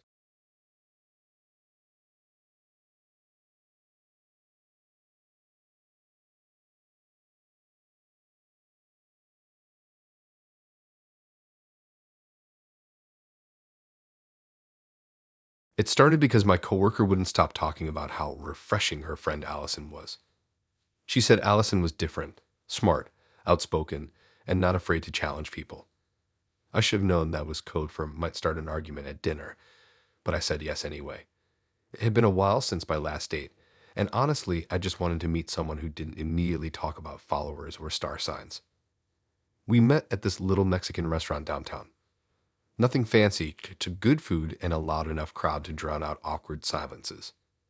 I got there first, grabbed a booth, and tried not to look like I was waiting too long. A few minutes later, Allison walked in, tall, confident, wearing a dark jacket and boots that made her look like she could handle any situation. She walked straight over, smiled, and said, you look more normal than I expected. I laughed, not sure if that was a compliment or an insult, but she grinned like she knew exactly what she was doing. The first few minutes were easy. She was sharp and funny, the kind of person who could turn a random topic into a debate. We talked about music, food, travel. She had opinions about everything, but in a way that kept you listening. I liked that about her. Then the conversation shifted. She asked me what I thought about gender balance in relationships. I wasn't sure what she meant, so I said, you mean like splitting things 50-50? She nodded. Yeah, but more than that, I think society's overdue for a reset. Reset how? I asked. She leaned back in her chair, serious now. I only date men who will take my last name. I laughed, thinking she was joking. She didn't laugh back. I waited a second, but her expression didn't change. You're serious? I asked. Completely, she said. I don't see why it should always be the woman who gives up her name. If anything, men should start taking ours. It's balance. I stared at her, half impressed, half trying to figure out if this was a test. She went on before I could respond.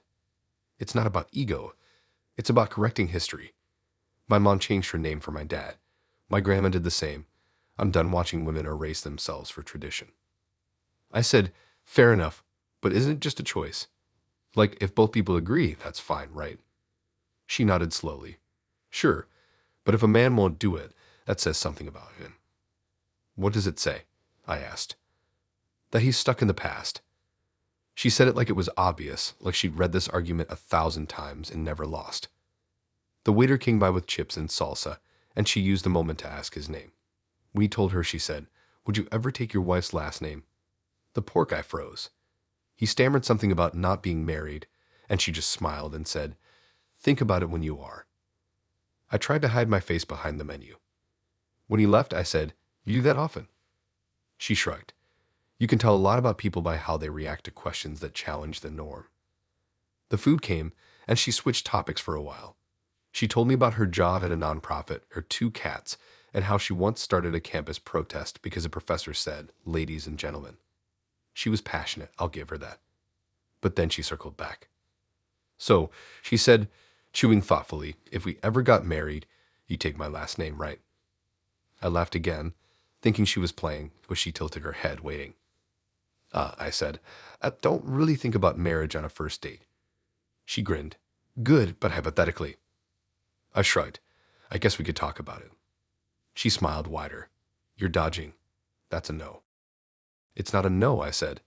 It's a big thing. I've had my name my whole life. Exactly, she said, leaning forward. Now imagine what women have dealt with for centuries. I sighed, more amused than annoyed. So this is like revenge. She laughed. No, not revenge. Balance. I don't believe in equality anymore. It hasn't worked. I believe in flipping the script. Flipping the script, I repeated. Yeah, she said. Men should experience what women have always gone through. The name change, the pressure, the compromise. Maybe then they'll understand.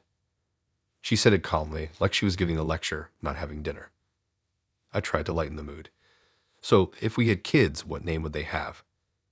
She smiled. Mine, of course. It's tradition. That made me laugh, and she didn't mind. She liked that I wasn't scared to tease her.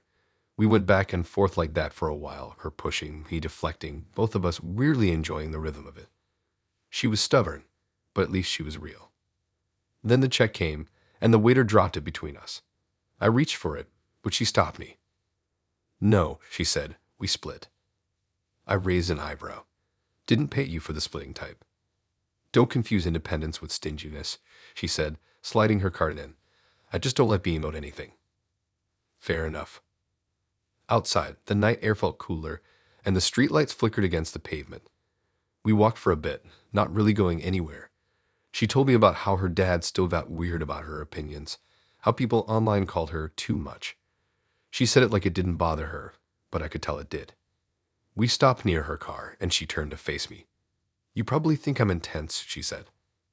I shrugged. A little, but at least you believe in something. She smiled. You'd be surprised how many people don't. There was a pause then, that awkward end-of-date silence where you're both deciding what happens next. She looked at me for a moment, then said, You've looked good with my last name, though. I laughed. You're still on that. Always, she said, and then she kissed me on the cheek. Think about it. Then she got in her car and drove off like it was just another item on her list of arguments won. I stood there, still half smiling, shaking my head. The next morning she texted me, Had fun. Don't forget to practice signing Allison after your first name. I didn't reply. I wasn't even sure what to say. A week later, I saw her post something online. Men always say they want strong women until we ask them to take our name. It had a bunch of likes and comments cheering her on. I just scrolled past, not mad, just kind of impressed by her commitment to the bit. I'll be honest, part of me respected her for it. She believed in her cause so completely that she built her dating life around it. She wasn't pretending. She actually meant every word. Still, I knew right then that we weren't going to see each other again. I wasn't ready to rename my whole identity for someone I'd only shared tacos with. Every now and then, though, when I sign my name on something, I think of her. How serious her face got when she talked about flipping the script. She wanted fairness, just in her own extreme way. And who knows, maybe one day she'll find someone ready to trade names and call that balance. But it sure wasn't me.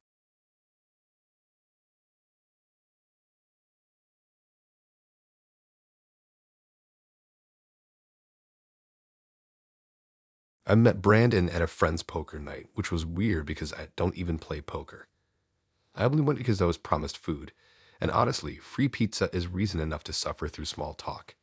He wasn't one of my friends. He was a friend of a friend, the kind of guy who talks like he's always one step ahead of you. He had that cool, detached vibe, the kind that makes people listen even when he's not saying anything that deep. He sat across from me at the table, not playing either, just watching everyone else lose money. We started talking about random things, travel, jobs, how boring adult life gets sometimes, and somehow ended up on crypto. He lit up like someone had just handed him a microphone. That should have been my first warning. He went on about it for an hour, no exaggeration. Blockchain, decentralization, financial independence from the system. Half of it went over my head, but he talked with the kind of confidence that makes you nod even when you don't get it. At some point, he asked for my number for a future investment opportunity, which made me laugh, but I gave it anyway.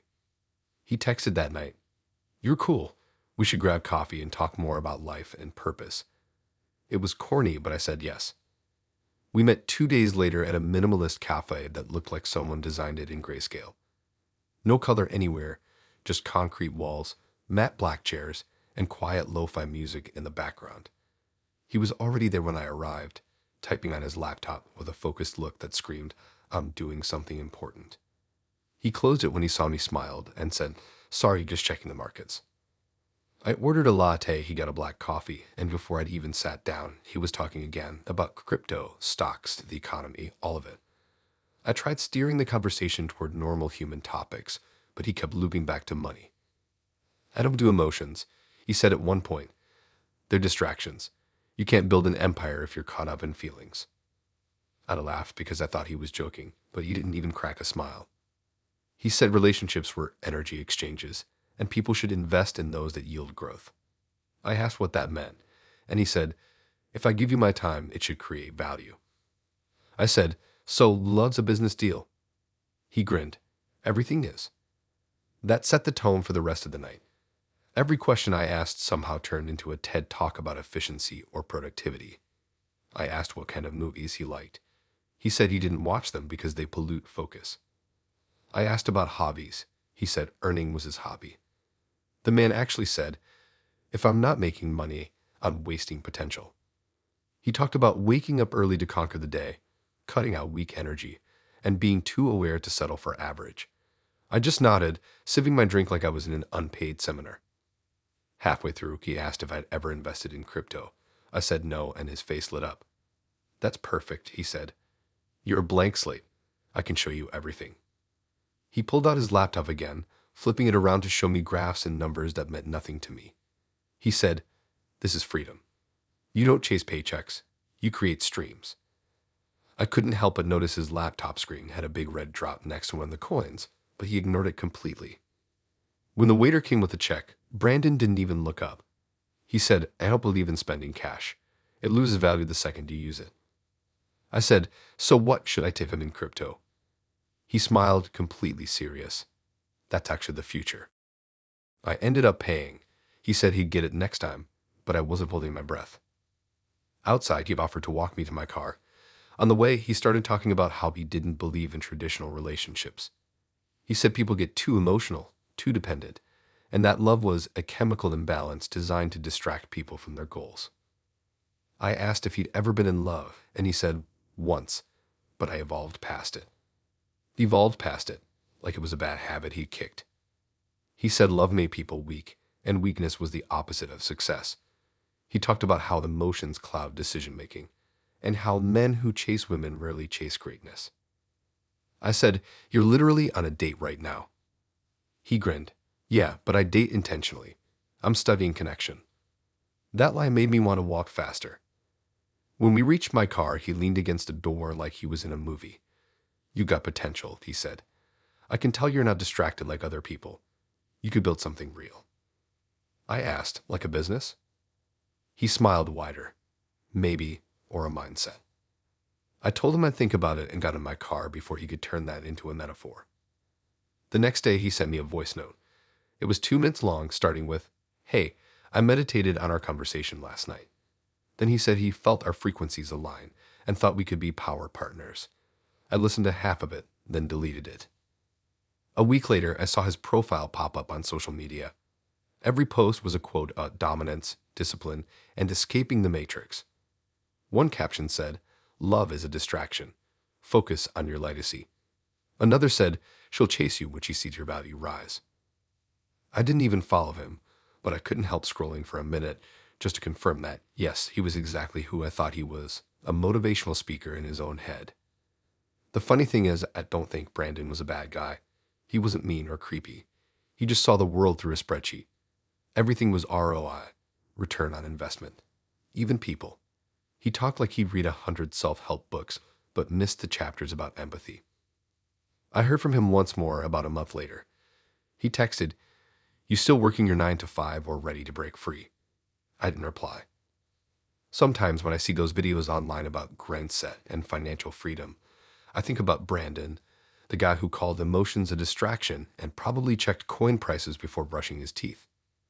I bet he's still out there, laptop open, talking about value creation to whoever will listen. Maybe he's even teaching a course now. Who knows? All I know is that night taught me one thing. Not every confident person is deep. Some are just loud.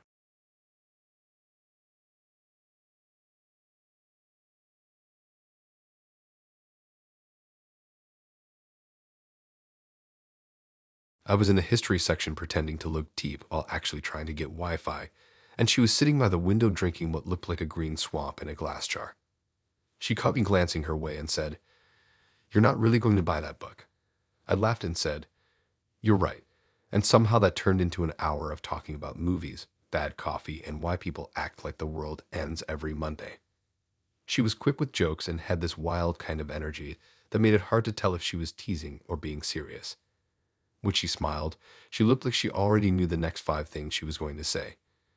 We traded numbers before leaving, and she texted later that night, "You're interesting. Let's test that over dinner." She picked the place, a dimly lit French restaurant where everything on the menu had too many vowels. When I walked in, she was already there sitting upright, eyes scanning the room like she was judging the lighting. She waved me over, and before I could even sit, she said, "Let's see if you can handle a strong woman." I laughed, thinking she was joking, but she didn't laugh back. She ordered wine for both of us without asking what I wanted, then said, "I hope you like red. I don't trust people who drink white." The waiter came, and before I could look at the menu, she leaned in and said, "Actually, I'll order for us." She said it casually, like it was no big deal. I hesitated for half a second, but she smiled like she was daring me to stop her, so I just let her go. She listed off dishes in perfect French, all the while glancing at me to see if I looked impressed. When the waiter left, she leaned back and said, "Good, you didn't argue. Some men get threatened." I smiled politely and said, "I'm just hungry."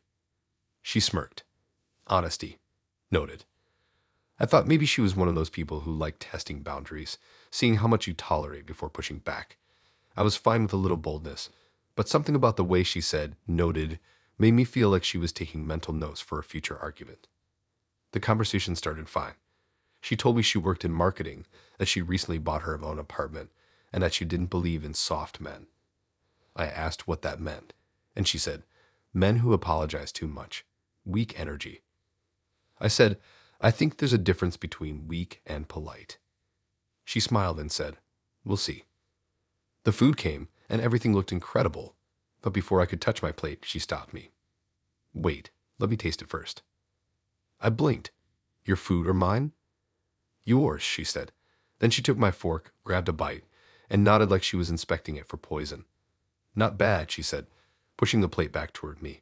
"You may continue." I laughed, hoping she was playing around, but she just raised an eyebrow. Midway through dinner, she started talking about relationships. She said she didn't believe in compromise.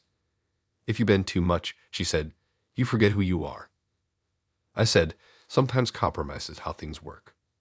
She shook her head. "That's what men say when they want control." I decided to just sip my wine and let her talk. She told me she'd ended her last relationship because her ex didn't know how to take charge. I asked what that meant, and she said, "He asked me what I wanted too often. A man should know." It was starting to feel like a riddle. I wasn't sure if she wanted someone who took control or someone who surrendered it. Either way, it felt like a test I hadn't studied for. The waiter came by to ask if we wanted dessert, and she said, "We'll share the chocolate mousse."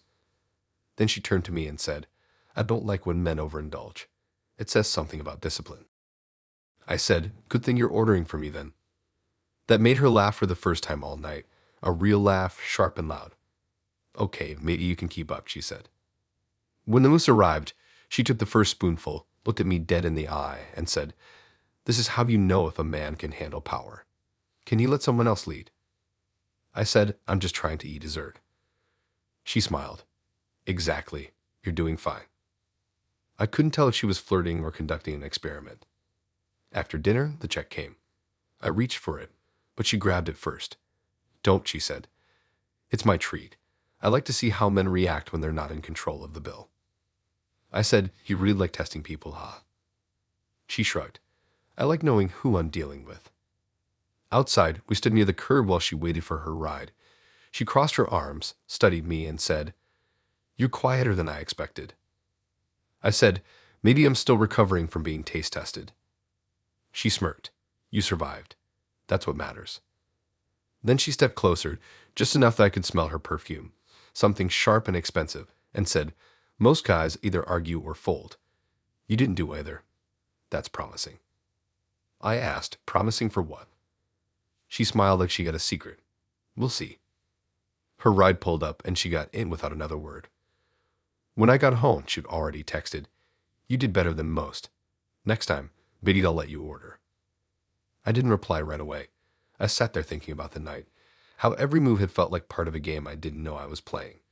She was fascinating, but exhausting too. Like a person who couldn't relax unless they were proving something. A couple days later, she texted again. "Dinner was great. I like that you didn't flinch." I wrote back, "Glad I passed the test."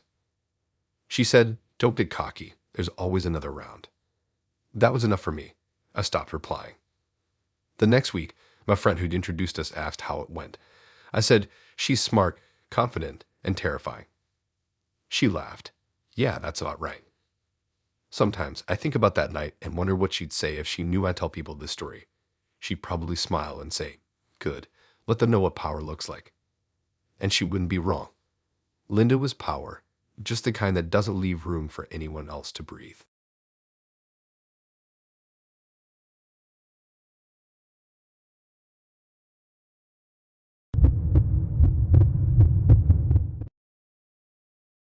The way I met Nathan was stupidly simple.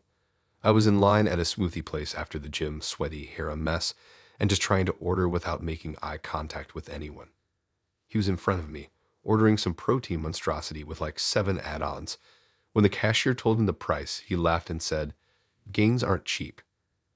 I made a small joke about that, and he turned around, grinning like we were already mid-conversation. He had one of those smiles that made you drop your guard a little too fast.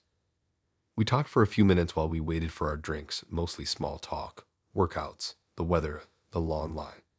Before leaving, he asked for my number. It felt easy, harmless, so I gave it. He texted that night, nothing weird, just, "You seem cool. Let's get real food next time instead of liquid kale." I said sure. We went out the next weekend. He picked the spot, a steakhouse outside the city. It was loud and packed, but he liked that kind of chaos. When I walked in, he waved from the bar, already halfway through a beer. He stood up, pulled out my chair, and said, "You look great. Not too flashy, not trying too hard. I like that." That sounded like a compliment, but something about the tone made it feel like an assessment. I brushed it off, smiled, and ordered a drink. At first, he was easy to talk to. He was funny, confident, told stories like someone who was used to holding tension. He talked about his job in construction, about how he managed a crew and liked being in charge. The way he said it, "in charge," carried weight. I noticed he used that phrase a lot. When the food came, we started talking about random things, hobbies, family, relationships. I told him I grew up with 2 older brothers, and he laughed, saying that explains a lot. I asked, "Explains what?" He said, "You've got that independent thing going. Most women with brothers do. I smiled. I'll take that as a compliment. He nodded. It is.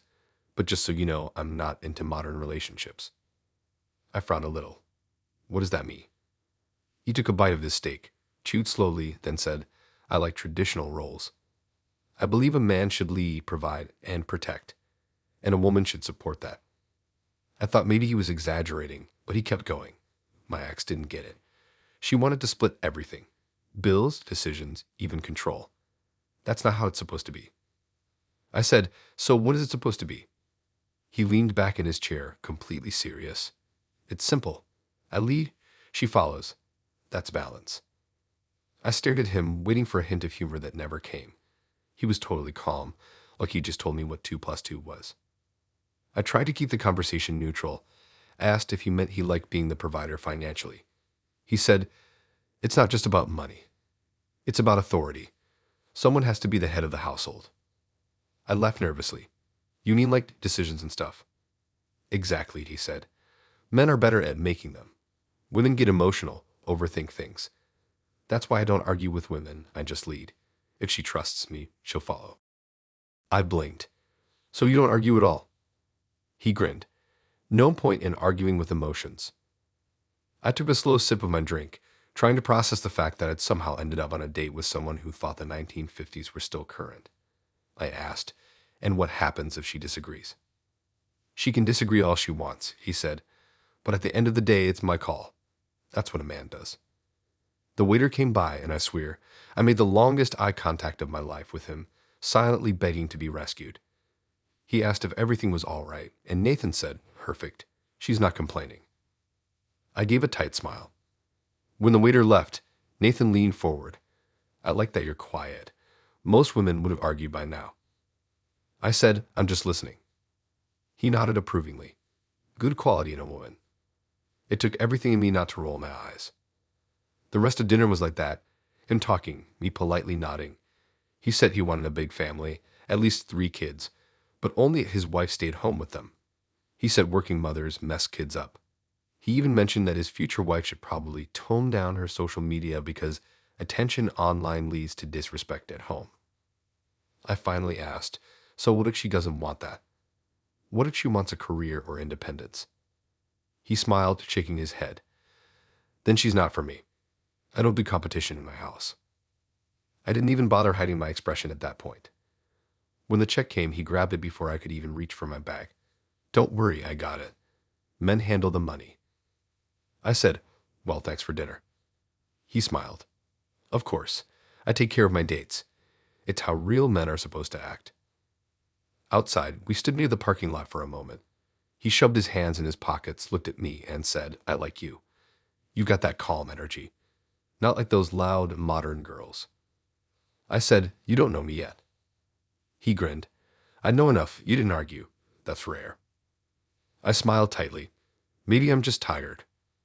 He laughed, took it as a compliment, and said, I could see you fitting into my life easy. You've got the right attitude. I said, that's one way to look at it. He offered to walk me to my car, and I said no thanks. He didn't seem to notice the shift in my tone. He just nodded and said, next time I'll cook.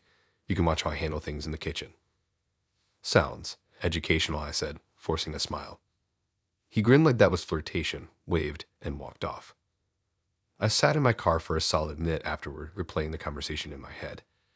Every word had felt like a slow descent into a documentary about outdated gender norms. The next morning, he texted, had a great time. I can already tell you're not one of those independent types who think they don't need a man. That's attractive. I didn't reply. A day later, he followed up. Let's plan something soon. I'll pick the place. You just show up. I left it on read. He sent one last message a few days later. Too many women these days don't respect real men. Shame. I didn't respond to that either. When I told my friend who'd introduced us, she groaned. Oh no, I forgot to warn you. He's one of those traditional values guys. Traditional, I said. That's one word for it. I guess what stood out most wasn't that he believed those things. It was how calm he was about it. Like he wasn't even trying to be offensive. In his mind, that was just how the world worked. Simple, structured, unquestionable. But life's not a rule book. It's not a script where one person leads and the other follows. Nathan didn't see that, though. He wasn't looking for a partner. He was looking for an audience.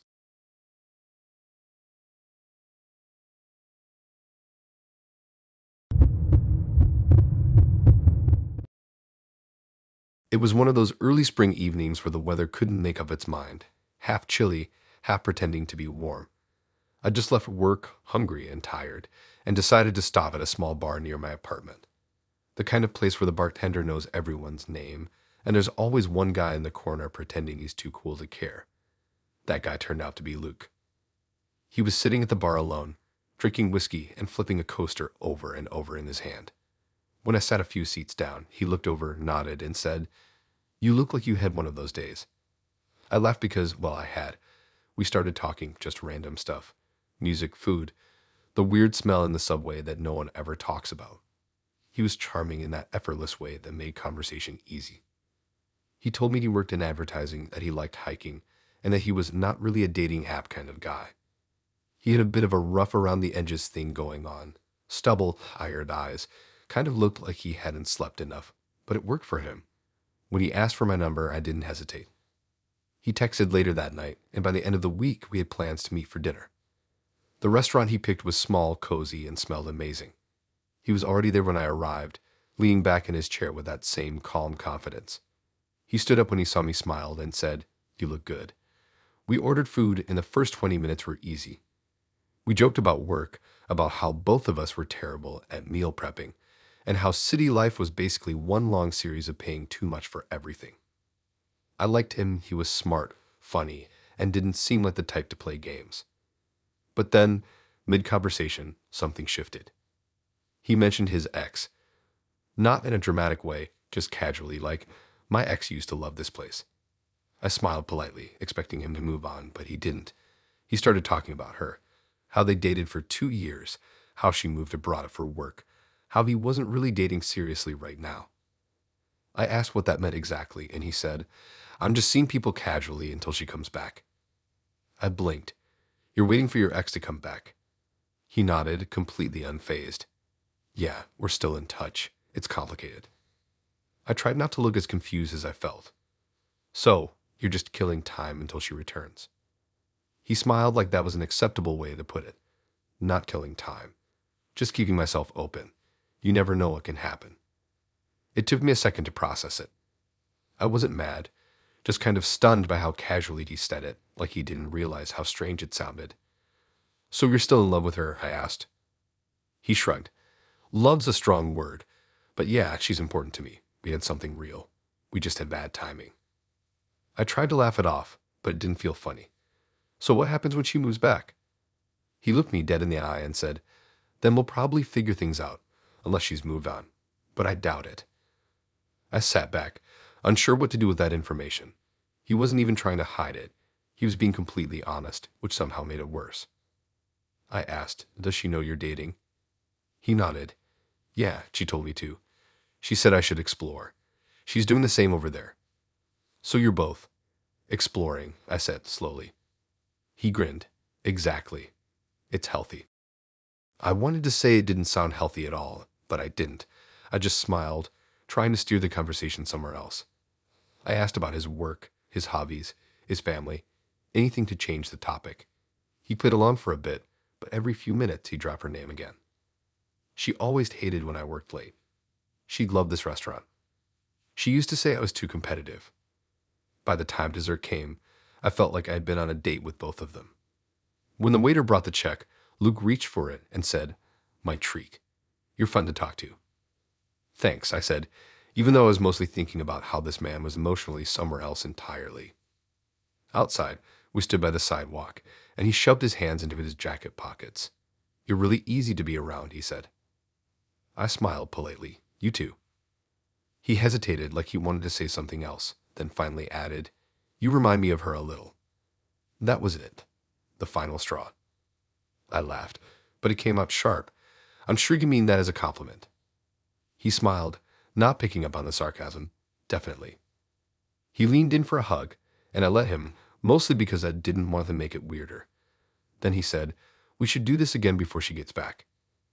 I pulled back slightly. before she gets back. Yeah, he said like it was obvious. She's coming home in a few months. After that, I'll probably focus on her again. I stared at him for a few seconds. You're telling me this now?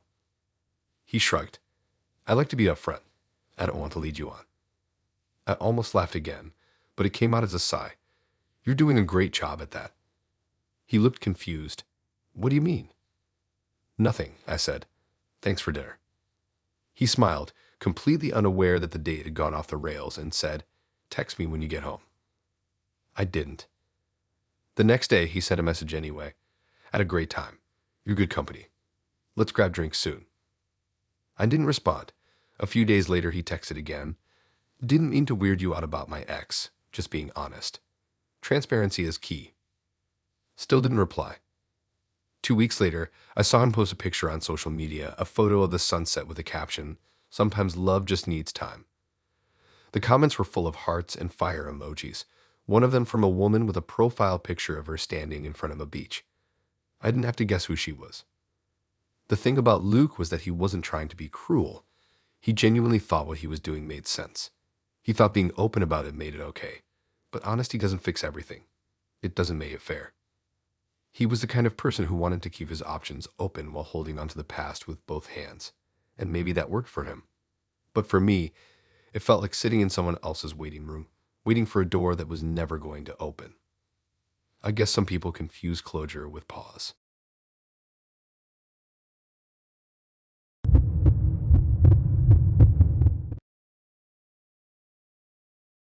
Amber came into my life because of a dare, though I didn't know that part until much later. It started on a random Saturday when a group of us went bowling. One of my friends brought her along, said she was funny but unpredictable. I didn't think much of it at first. She was the kind of girl who walked into a room like she was already bored of it, but somehow still got everyone's attention.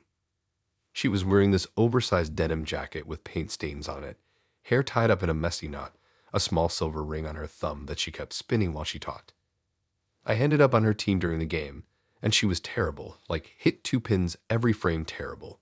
But she laughed every time like it was the funniest thing in the world. We started talking between turns. She said she worked in graphic design, liked old horror movies, and hated when people took dating too seriously.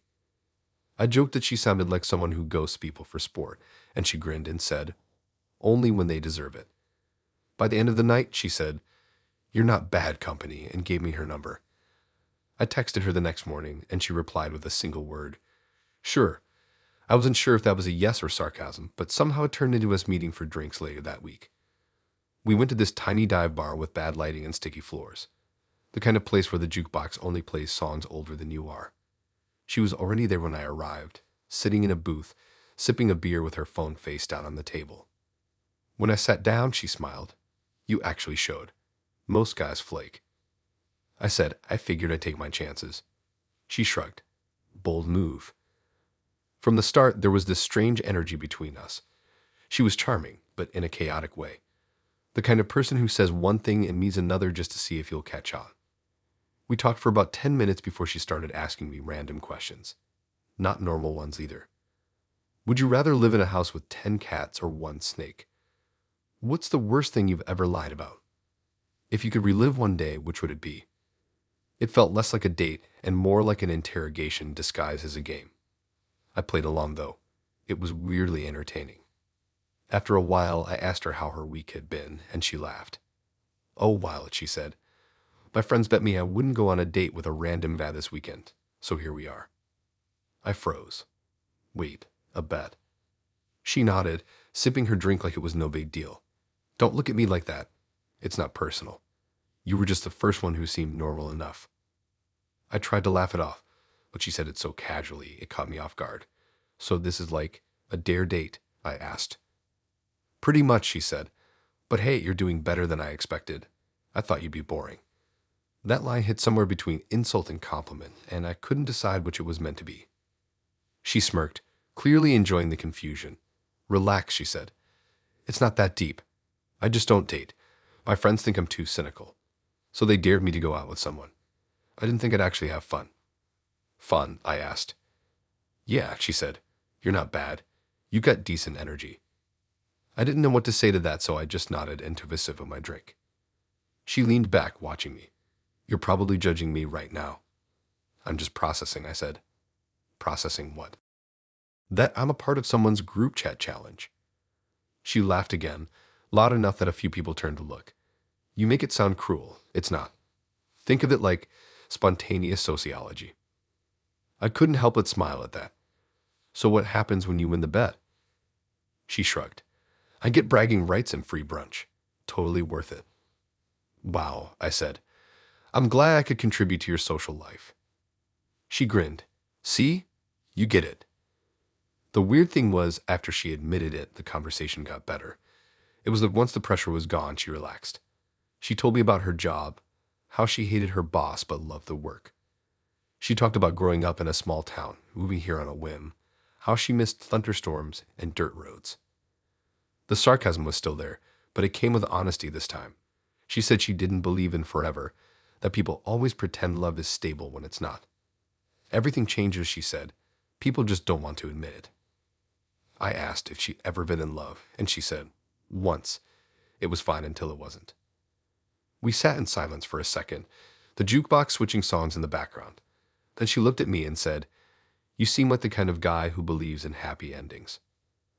Maybe, I said. I think things can work if people try. She smiled like that was adorable and hopeless all at once. That's cute.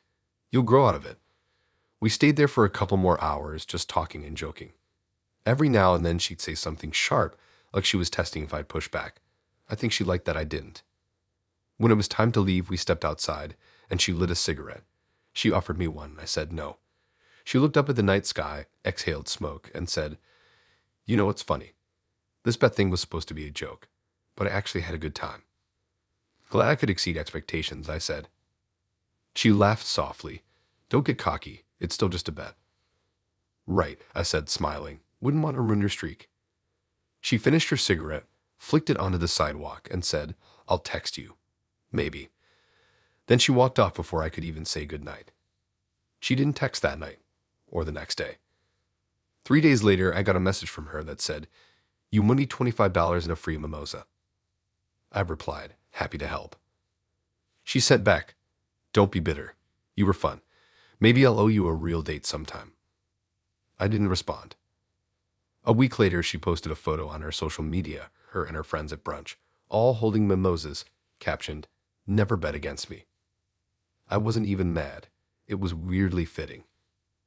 Amber was the kind of person who lived in chaos and called it freedom. The type who laughed at sincerity because it scared her. I don't think she meant any harm. She just didn't take anything seriously, including people. But sometimes I wonder if she ever thought about that night again. The laughter, the honesty, even or all that sarcasm, the way she softened for just a second when she talked about love. Probably not. But maybe, somewhere between the jokes and the dares, she read that connection can't be faked, even if you try to turn it into a game.